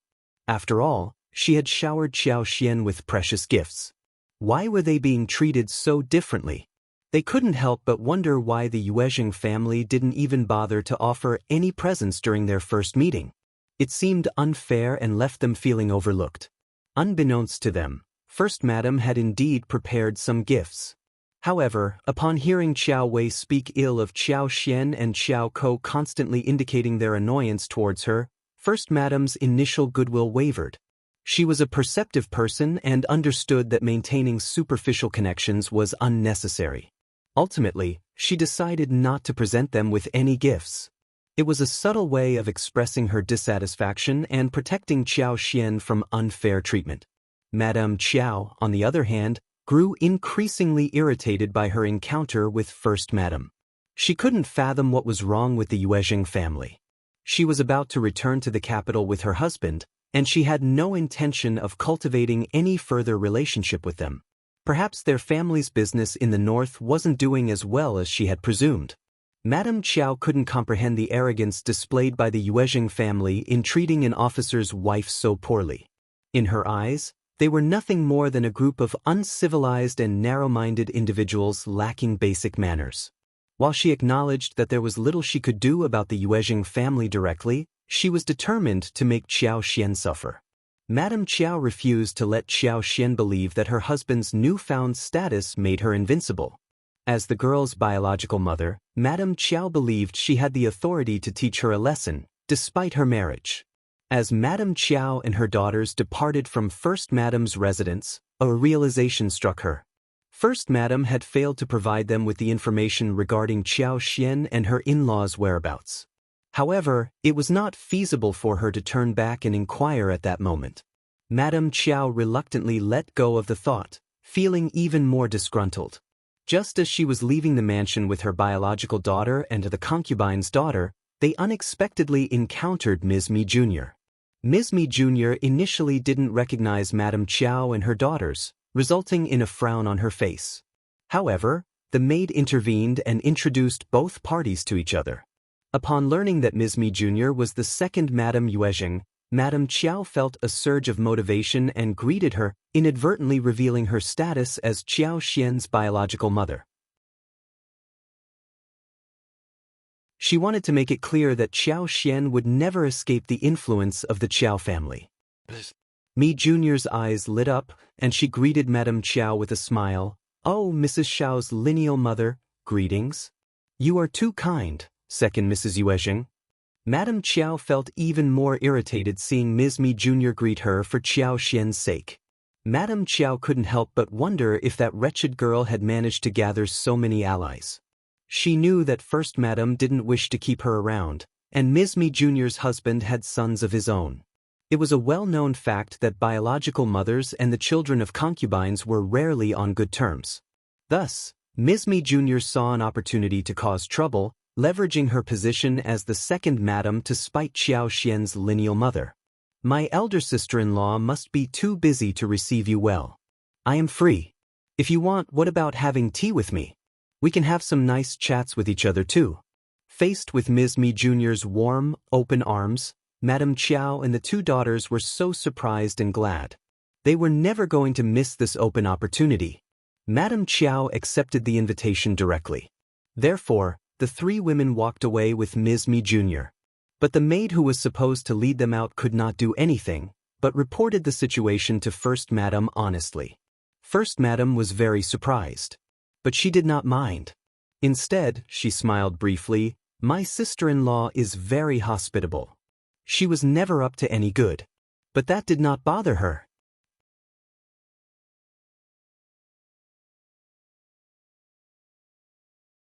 Chapter 779. Unfriendly visit. She was up to no good. But that did not bother her. Ms. Mi Jr.'s actions and desires were beyond First Madam's control, as she was an independent individual with her own motives. However, First Madam remained unconcerned about Ms. Mi Jr.'s tricks. Madame Qiao and her two daughters were warmly received by Ms. Mi Jr. and her family. They had pleasant conversations, and Yuezheng Ting, Qiao and Qiuyue quickly formed a friendship. It was a surprising turn of events for Madame Qiao and her daughters, leaving them highly satisfied when they departed in the afternoon. During their conversation, they found common ground in their dislike for Qiao Xian, Shao Yunduan, and the Shao family. Madame Qiao couldn't help but sneer as they left the Yuezheng family, instructing the coachman to take them to the alleyway. That damned girl had the audacity to buy a house in the province. But on that particular day, Xie Jingrong and Yuezheng Shao paid a visit to Shao Yunduan. They spent half a day together and extended an invitation for a small gathering the next day before their departure. Madame Qiao and her daughters arrived immediately after Xie Jingrong and Yuezheng Shao had left. Qiao Xian and her family had been exploring the city and enjoying various activities, such as attending flower shows and hiking. They decided to have a well-deserved rest at home in the coming days. As a result, Qiao Xian, Ms. Fong, and the rest of the family were all present at home when Madame Qiao and her daughters arrived. The gate housekeepers were previously employed by First Madam. She had even transferred their contracts to Qiao Xian, so they now worked for her. They were responsible for taking care of the house in Qiao Xian's absence. Auntie Ling knocked forcefully on the door, and when the housekeeper opened it, he was greeted by Madame Qiao, her two daughters, two maids, and Auntie Ling. They all seemed to exude an air of intensity that made him feel slightly uneasy. The housekeeper was taken aback by the unexpected visitors. "Excuse me, who are you?" he asked, trying to regain his composure. Auntie Ling put on a strained smile. "Yes, this is the residence of the Shao family from Shaoding village. We have come to visit." The housekeeper nodded, still somewhat bewildered. "Very well. Madame Qiao is the lineal mother of your Mrs. Shao. Please inform her and ask her to come out and greet us," Auntie Ling instructed, her tone leaving no room for argument. The housekeeper hesitated for a moment. He was unaware of the relationship between Madame Qiao and Mrs. Shao. However, without questioning further, he allowed them to enter and promptly informed his wife to relay the news to Mrs. Shao. Madame Qiao observed the expansive yard with a mix of envy and annoyance, her resentment growing. She was determined to take out her frustrations on Qiao Xian. Upon hearing of their arrival, Qiao Xian greeted the news with a smile. "I was just thinking about them. I didn't expect them to arrive so quickly." Ms. Fong hesitated, concern evident on her face. "Qiao Xian, they have come here so swiftly. What do you plan to do? This house has plenty of rooms. If you don't mind, we can accommodate them for the night." Qiao Xian understood her mother-in-law's worries. aware that accommodating Madame Qiao and her daughters could strain their already delicate relationship. "Don't worry, Mom," Xian reassured her. "There's no need for them to stay overnight. One promise they won't want to." "That's good to hear," Miss Fong replied, relieved. She, too, had no desire for Madame Qiao and her daughters to spend the night in their home. Feeling reassured by Xian's words, Miss Fong smiled warmly. "Elle will go and see what our guests want. Xiaoni, Tao, Chunyu, Chuanfen, let's all go and see them."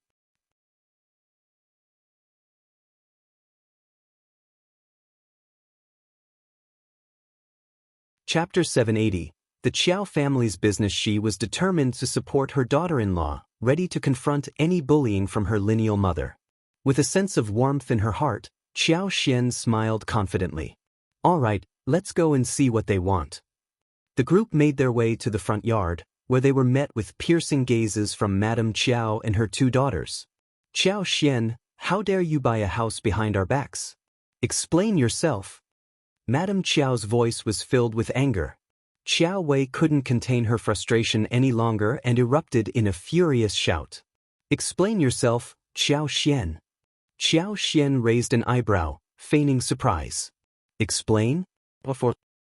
You're speechless, aren't you? If it wasn't for second Mrs. Yuezheng, we wouldn't have found out about this." Qiuye's voice was filled with contempt. Ms. Fong cleared her throat, displaying confusion. "Madam-in-law, your daughter is speaking quite rudely.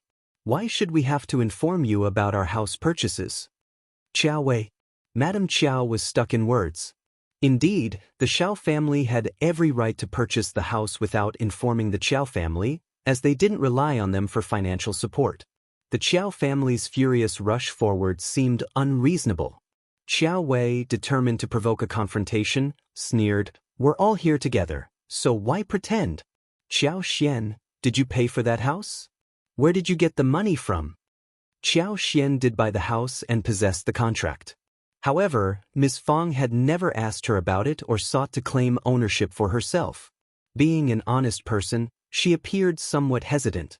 Xian spoke up, "Elder sister, you've never been to the Shao family, so how can you know their financial situation? The Shao family purchased the house. Young Master Yuezheng and my husband have been friends for a long time, so it's only natural for him to assist when my husband wanted to buy a house like this." Qiuyue seethed with anger and exclaimed, "Second Mrs. Yuezheng claimed that First Madam gave you this house." Xian responded calmly, "Oh, she lied." Qiuyue sneered, "That's impossible." "Why do you think so? If you want, you can bring Second Mrs. Yuezheng and First Madam here, and we can all discuss this together." Qiuyue glared at her fiercely. She knew she would never be able to bring Second Mrs. Yuezheng or First Niadame here. Xian was deliberately making things difficult for her. It was all intentional. "All right, Wei." Madame Qiao understood the situation clearly. They knew something fishy was going on, but they lacked proof to support their claims. Xian and Ms. Fong exchanged arguments, but they couldn't find any inconsistencies in each other's statements. "Mrs. In-law, why don't you invite us inside for some tea?" Ms. Fong stepped aside and said, "Please come in." Madame Qiao glanced at Xian with a mix of disappointment and concern. "Didn't you say we were traveling together? Why did you leave on your own? Your father and I missed you." Xian responded calmly, "Mom and Dad, third brother, third sister-in-law Tao, and Qi were all eager to come here. I was so caught up in the excitement that I forgot to inform you. I apologize, Mother. I will talk to Father about this. He is understanding, and am sure he won't hold it against me."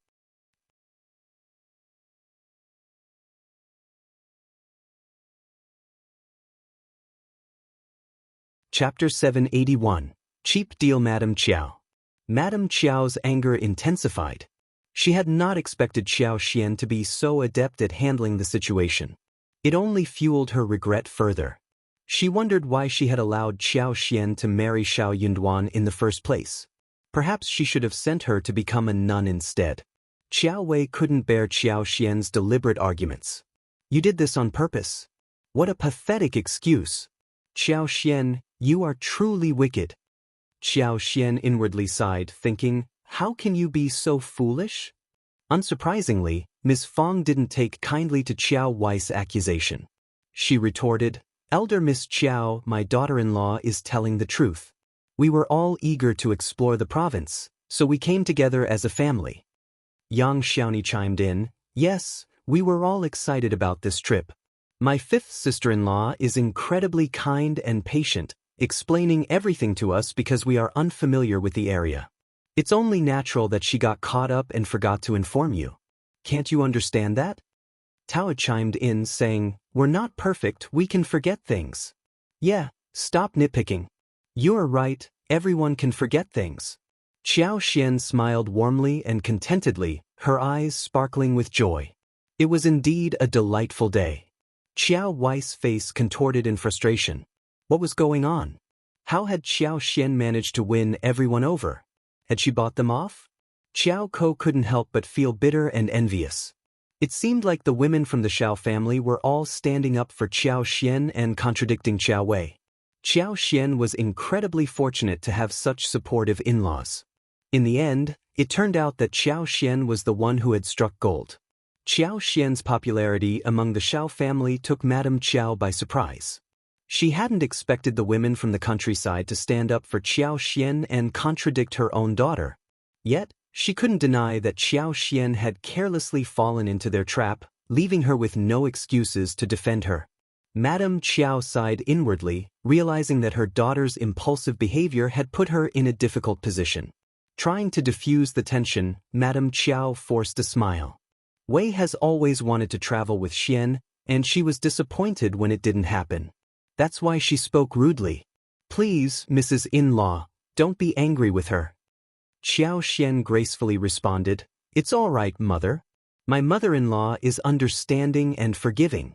She won't hold any grudges against my sister. She explained herself to avoid any misunderstandings. Yang Xiaoni chimed in, yes, my mother-in-law is truly wonderful. She treats us with so much kindness. The two sister-in-laws exchanged a warm smile, appreciating each other's positive qualities. Yang Xiaoni, being down-to-earth and genuine, continued to speak highly of her mother-in-law, unaware of the underlying tension. However, Qiao Xian noticed Madame Qiao's subtle mockery of her mother-in-law and refused to let it slide. She wouldn't allow Madame Qiao to belittle her mother-in-law.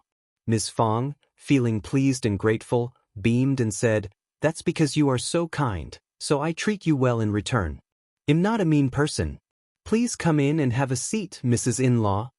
Madame Qiao tightly held Qiao Wei's hands, maintaining a smile as they took their seats. Qiuyue then served the tea. As Madame Qiao sipped the tea, she suddenly realized that she had nothing more to say. How could she interrogate Qiao Xian about the house or her decision to leave without them? She was at a loss for words and unsure how to proceed.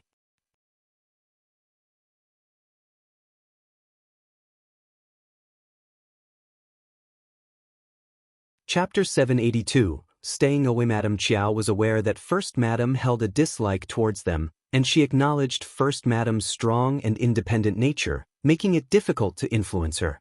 Qiao Xian's behavior didn't offer much support either, as her attitude seemed to align with First Madame's. Despite this, Madame Qiao felt fortunate to have made a connection with Second Mrs. Yuezheng. However, what Madame Qiao didn't realize was that Second Mrs. Yuezheng had no involvement in the family's business affairs. She lacked the capability to contribute or meddle in any significant way. Her only purpose seemed to be sowing discord among the family members, making her a rather feudal contact. Nonetheless, Madame Qiao couldn't leave abruptly. After exchanging a few pleasantries, she decided to take her leave, requesting Qiao Xian to see them off. Elle would like to have a word with you, Madame Qiao stated. Of course, mother, Qiao Xian responded promptly, showing no hesitation. Ms. Fong and Yang Xiaoni exchanged worried glances as they observed the interaction between Madame Qiao and Qiao Xian. Qiao Xian reassured them with a smile and a slight shake of her head, indicating that she could handle the situation. Madame Qiao grew increasingly annoyed by this display. She felt a sense of frustration towards how the entire family seemed to perceive her. How could an in-law family behave in such a manner? Qiao Xian accompanied them outside. In the front yard, Madame Qiao cast a glance at the others, signaling her desire to speak with Qiao Xian privately. Qiao Wei wasn't particularly pleased, but after a momentary exchange of glances with Qiao Xian, she reluctantly complied. "Do you have something to say to me?" Qiao Xian asked with a smile. "You are the wife of the provincial champion, and your popularity is soaring. I don't dare to give you any orders." Madame Qiao remarked sarcastically. Qiao Xian maintained a pretense of ignorance towards the mockery, responding with a bashful smile, "I'm not that popular, but I'm happy. After all, my husband holds the title of provincial champion." Madame Qiao's expression softened slightly. Why had she attempted to mock Qiao Xian in the first place? She gazed at Qiao Xian intently and asked, "Qiao Xian, I can see through you now. Do you hate me and the old master?" Qiao Xian denied it, a serene expression on her face. "That's not true. We can simply keep our distance from each other, just as we have done in the past." Madame Qiao sneered. "Shao Yunduan is still far from becoming an official. Are you already trying to push us away?" Qiao Xian countered, "Haven't we always been distant from each other? What do you mean by pushing you away now?" Madame Qiao felt a mix of shame and anger welling up within her. Indeed, their relationship had been virtually non-existent until Old Master sought to curry favor with Shao Yunduan, considering his promising future. "You truly despise us. What do you think the Old Master will do when he learns of this?" Madame Qiao questioned. Qiao Xian maintained her smile. "As a married daughter, you have no power over me. Madame Qiao, focus on earning the trust of County Magistrate Qiao first." "You." Madame Qiao's mind raced with one thought, "I won't let her live in peace. I won't let Shao Yunduan succeed. Otherwise, this wretched girl will overshadow and trample over me." "You were the one who made the lipsticks, weren't you?" Madame Qiao suddenly inquired, recalling the information she had heard from Ms. Mi Jr. The popularity of the lipsticks was undeniable, and Madame Qiao was well aware of how challenging it was to obtain one. Qiao Xian, in her eyes, lacked the skill to create such exquisite products. However, Madame Qiao couldn't dismiss the possibility that Ms. Mi Jr. had spoken the truth. Qiao Xian had been deceiving her all along, hiding her true abilities. She lied. She lied so she could create those lipsticks, Madame Qiao realized. Qiao Xian met her gaze, a smile playing on her lips as she nodded. "Yes, I did."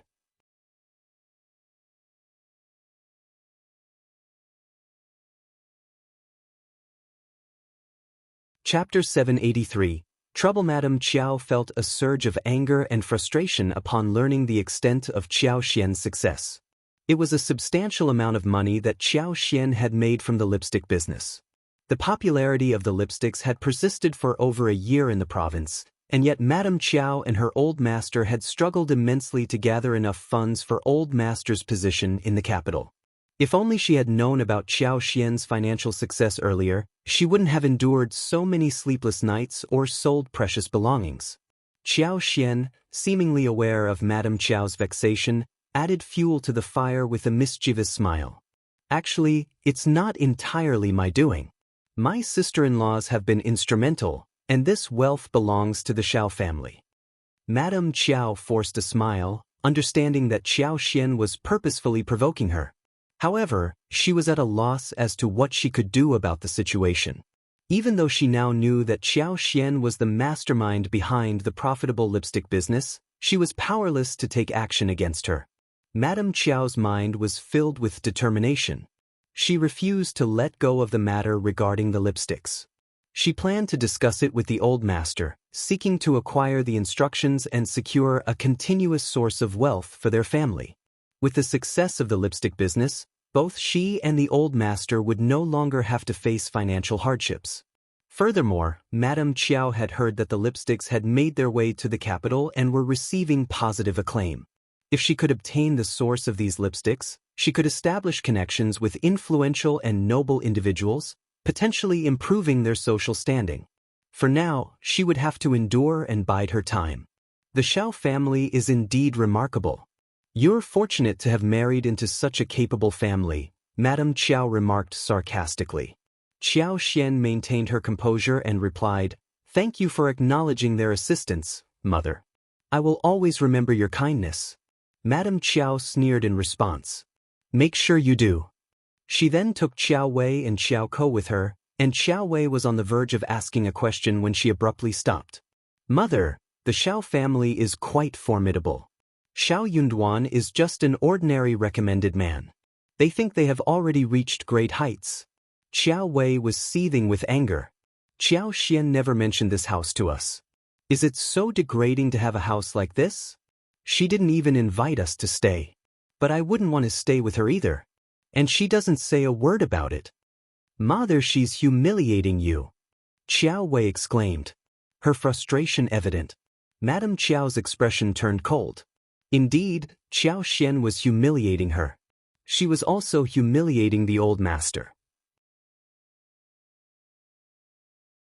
They were both in trouble now. The old master was too foolish to realize that they were not hated. The couple was narrow-minded and sought revenge. Let it go. Don't waste your anger on such people. We now know everything about her, and I will have a serious conversation with your father, Madame Qiao stated firmly. And don't mention the lipsticks in front of her. Qiuye's eyes gleamed with curiosity. She asked indignantly, "I almost forgot to ask her. Mother, did she really make those lipsticks?" Madame Qiao nodded. Qiuyue gasped, her disbelief evident on her face. Qiao looked up, his expression filled with shock. "I can't believe it!" Qiuyue exclaimed, struggling to accept the reality. How could she possibly create something as amazing as lipsticks? It's impossible. Madame Qiao's tone turned ominous as she responded, "I thought the same. When did that wretched girl learn about this? But just look at her, always pretending, and we never knew what she was capable of." Qiuyue was at a loss for words.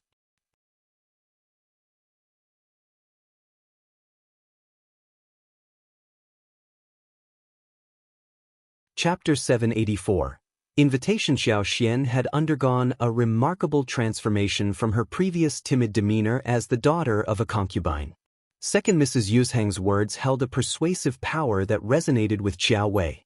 It became apparent that the favorable treatment Xian and the Shao family received from the Yuezheng family was not due to genuine friendship but driven by their pursuit of profits. The memory of the alluring lipsticks, particularly the limited editions she had glimpsed in a store a few days ago, filled Qiuyue's mind, intensifying her desire to acquire them immediately. "Mom, can't we get a few sets from her?" Qiuyue blurted out, referring to the woman in question. Xiao, equally captivated by the allure of the lipsticks, contemplated for a moment and then smiled, saying, "Mother, I also wish to have some. After all, our sister is the one who creates them. It seems only fair that she shares a few with us, wouldn't you agree?" Madame Qiao responded, "Let's not ask her right away. I have a plan." Qiuyue's dissatisfaction was evident, but Xiao, ever agreeable, smiled and expressed her agreement with their mother's decision. The Qiao family's absence from the doorstep brought a sense of relief to the Shao family. Xian shifted her focus towards purchasing 1,000 mu of land instead. With the assistance of the Yuezheng family, she smoothly carried out the development plan for the barren lands by enlisting people to conduct explorations. Xian once again approached Yuezheng Shao, requesting additional seeds of tangerines, pomelos, dragon fruits, and papayas from the southern region. The more seeds she could acquire, the better. She resolved to plant them as soon as possible, eager to see if her extraordinary abilities could help them survive the winter. If mangoes, lychees, and longans bore fruit next year, she intended to expand their cultivation further. Yuezheng Shao, displaying great generosity, responded by personally hiring reliable individuals from his own family company to procure the seeds. Ensuring the survival of the transported seedlings became their primary concern, though Qiao and the others were confident it wouldn't pose significant difficulties. Qiao held no worries about the transportation process. These seedlings were not delicate or fragile, they could withstand the journey without issue, particularly the dragon fruits and papayas, which were known for their resilience. In addition to acquiring fruits from the southern region, Qiao secured 30 mu of land for lemon trees and another 20 mu for figs. Once Qiao finalized the plan, she no longer had to visit the fields daily since Yuezheng Shao's team took care of the necessary arrangements. However, Qiao didn't completely delegate the responsibility. She continued to make regular visits to the fields. Sometimes, she would bring along Tao and Yang Xiaoni, allowing them to accompany her and learn more about the process, which would prove beneficial for their own knowledge. On a particular day, an unexpected invitation arrived from Yuezheng Ting, inviting Qiao to a gathering. Qiao was taken aback by the surprise invitation but ultimately accepted it wholeheartedly. Qiao found herself without the company of Yang Xiaoni, Tao, or Qiuyue. However, she knew she had to protect herself even without their presence. Escorted by a female maid, Qiao climbed into a wagon that would take them beyond the city's limits. Curiosity did not drive her to inquire about their destination. Eventually, they arrived at a mansion situated in an outskirts area. Qiao spotted Yuezheng Ting engaged in conversation with Qiao and Qiuyue.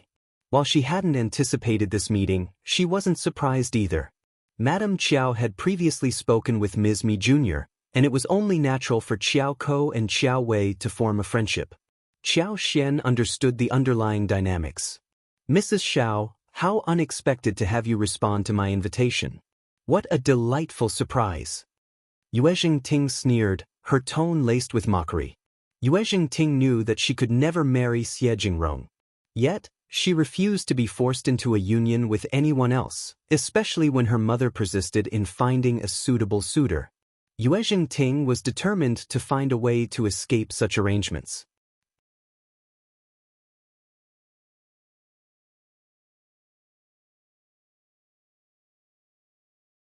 Chapter 785. Bold Talk. Xiejingrong held a special place in Yuezheng Ting's heart. He served as her standard when it came to seeking a potential suitor.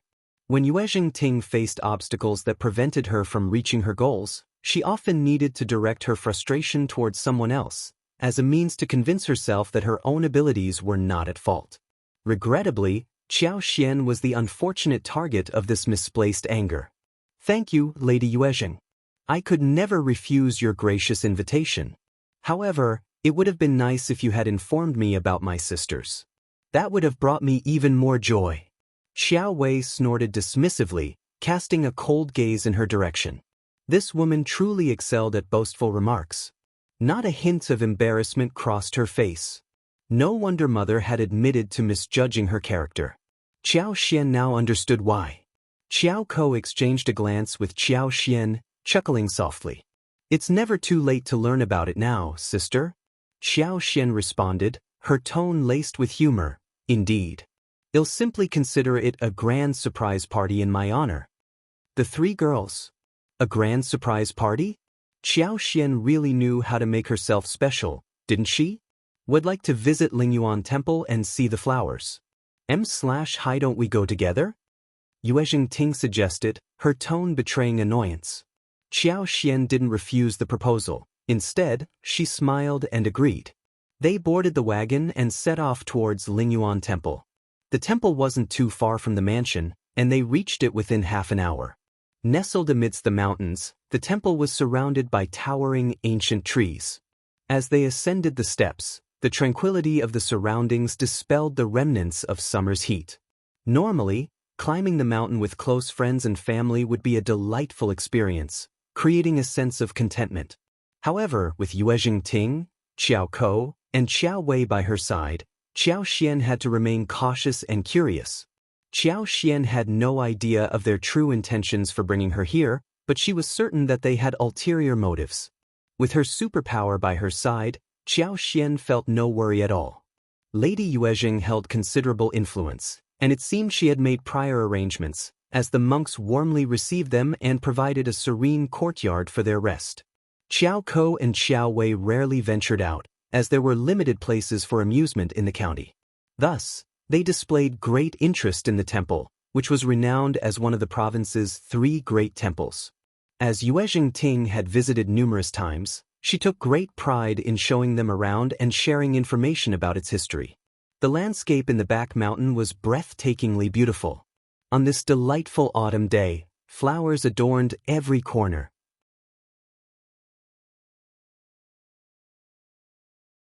Yuezheng Ting guided them through the scenic areas, and they engaged in pleasant conversations as they strolled. The mountainous terrain was rugged, twisting, and uneven, far from flat. Yuezheng Ting and Qiuyue exchanged a knowing glance before shifting their gaze to their maids. Liulang and Fendi approached Xianxia with deliberate slowness, before suddenly giving her a push and a shove. With a startled scream, Xianxia tumbled down the hill, rolling all the way until she landed amidst the shrubbery, her cries echoing in the air. Observing Xianxia lying motionless in the grass, the group assumed she had lost consciousness. Yuezheng Ting chuckled and sneered, "Elle thought she was quite nimble. Turns out she's just a fragile little thing." Qiao joined in the laughter, remarking, "She brought this upon herself by being so confident and coming alone." "That was a foolish decision on her part," added another girl. The trio erupted in laughter, relishing in the situation. Qiuyue, wearing a satisfied expression, flattered Yuezheng Ting with a smile. "You are truly clever, Sister Yuezheng. With her reputation ruined, she will never be able to recover." They eagerly anticipated whether Qiaoxian's provincial champion husband would still want her after such a downfall.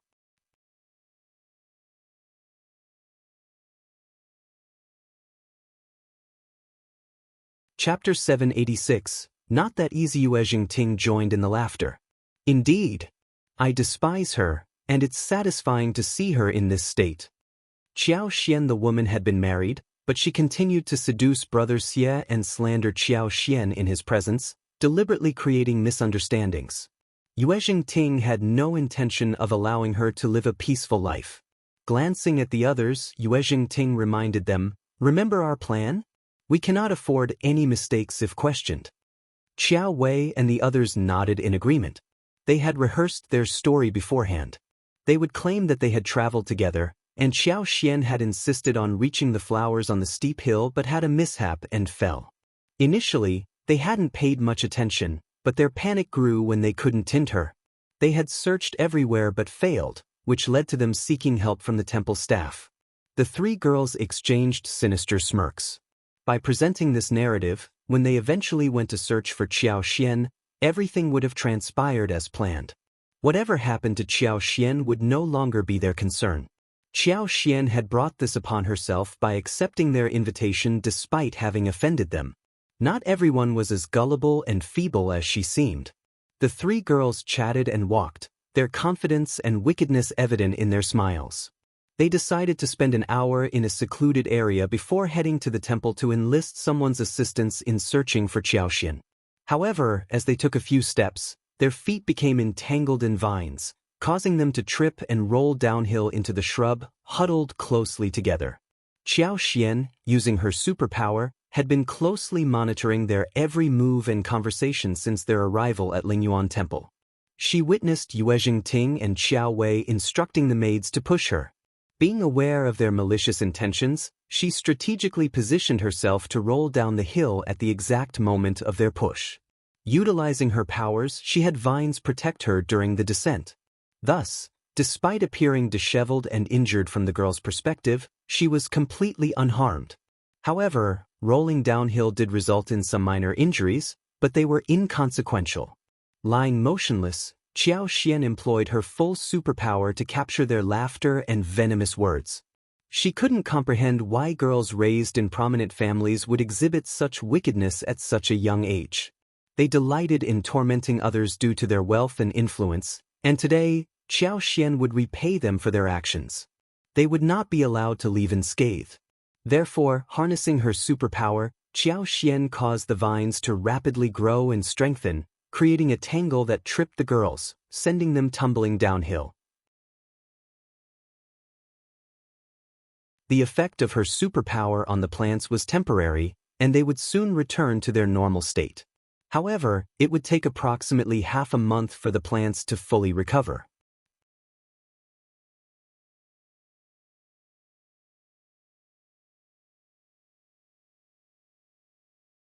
Chapter 787. Capable and fearless Zhao Xian's superpowers served as her ultimate weapon, granting her immunity to toxins and instilling her with unwavering fearlessness. She could confidently go anywhere without concern, including accepting Yuezheng Ting's invitation. As anticipated, they all tumbled downhill and lost consciousness, completely unaware of Zhao Xian's intervention. However, she used her powers to deliver a light, precise slap on the back of their heads, causing them to remain unconscious. Zhao Xian believed that once they woke up, they would feel something amiss but attribute it to fear and confusion rather than suspecting her involvement. With no tangible evidence, they would be unable to find fault with her. Carefully concealing herself behind the shrubs, Zhao Xian observed the evil-hearted women, eager to uncover their true intentions. She had nothing to fear. She was in control. A surge of anger coursed through Zhao Xian's veins. These two men must be searching for her, assuming she would still be unconscious. Yuezheng Ting and Qiuyue had stooped to unimaginable depths of darkness. The men continued their search, glancing around until their gaze finally fell upon Yuezheng Ting and the other girls. Zhao Xian didn't disclose the exact number of girls they spotted, but the tone of surprise indicated that there were more than one. The confusion on the men's faces was evident, but since they didn't recognize Yuezheng Ting or Qiuyue, they decided not to pass up the opportunity presented by the seemingly slumbering beauties before them. Engaging in a brief, hushed conversation, the two men then proceeded to approach different girls, each claiming their own prize. Just as the two men approached the women, Zhao Xian unleashed her superpower, causing the vines to grow rapidly and deliver powerful slaps to the back of their heads. The force sent them tumbling to the ground, with one falling onto Yuezheng Ting and the other onto Qiuyue. It was as if fate had intervened, placing them in their deserved positions.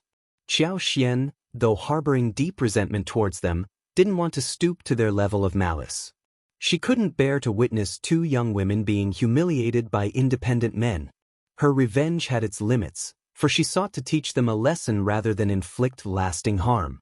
Remaining in her hidden spot, Zhao Xian sat in the grass, her gaze fixed on the unfolding events.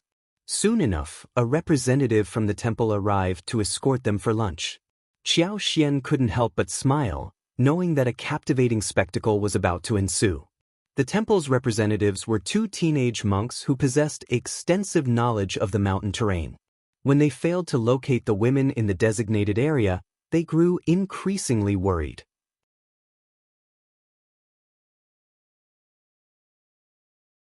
Aware of the steep slopes and potential hazards, their concern escalated. Finally, their search led them to the site of the women lying downhill. Filled with alarm, they hurriedly returned to the temple to summon additional help.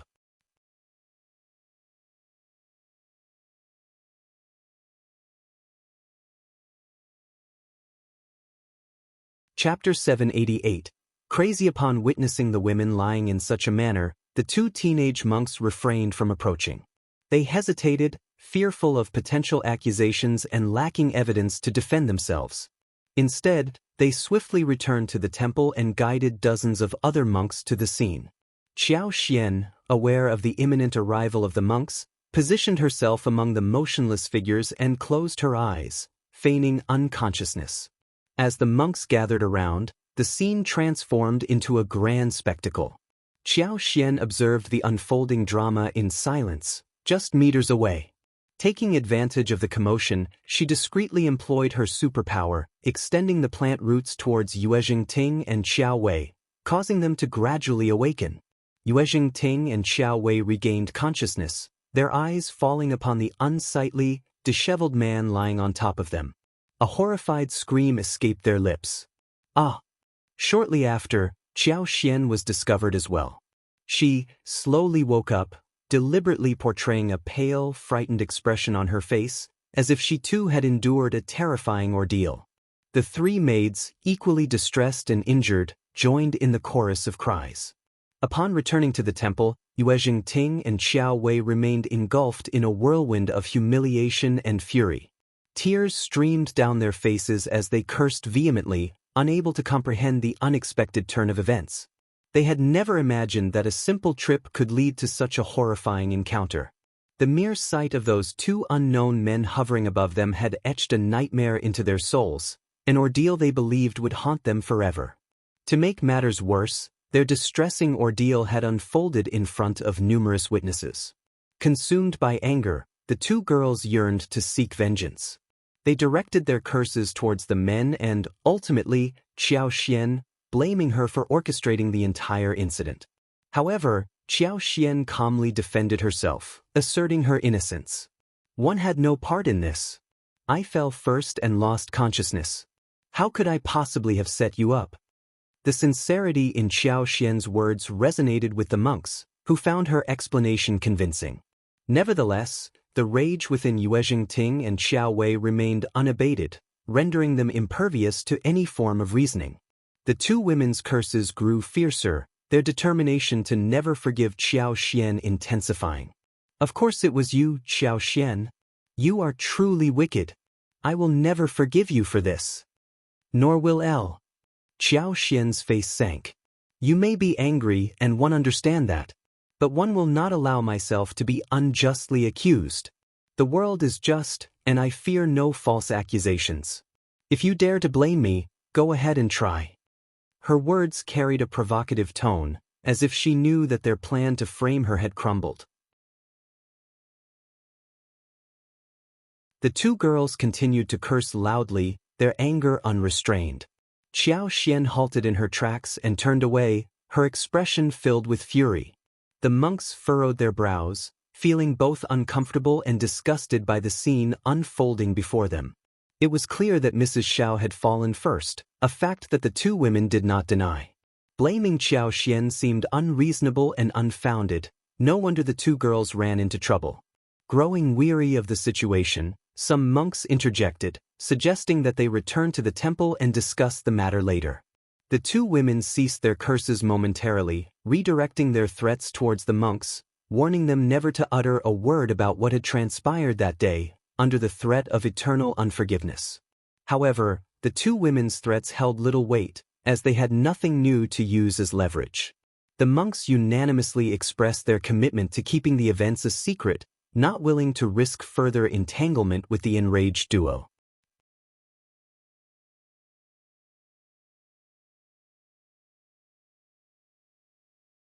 Chapter 789. Stupid Yuezheng Ting, driven by anger, resorted to threatening the monks to swear to the Buddhas. However, her audacity and arrogance incited fury among the monks. Who did she think she was to demand such a sacred oath from them? The monks saw no reason to comply with her demands.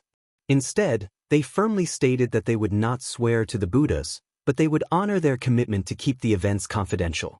Whether Yuezheng Ting chose to believe them or not was up to her.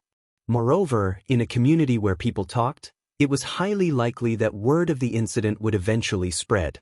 At this point, there was little more the monks could do to assist them.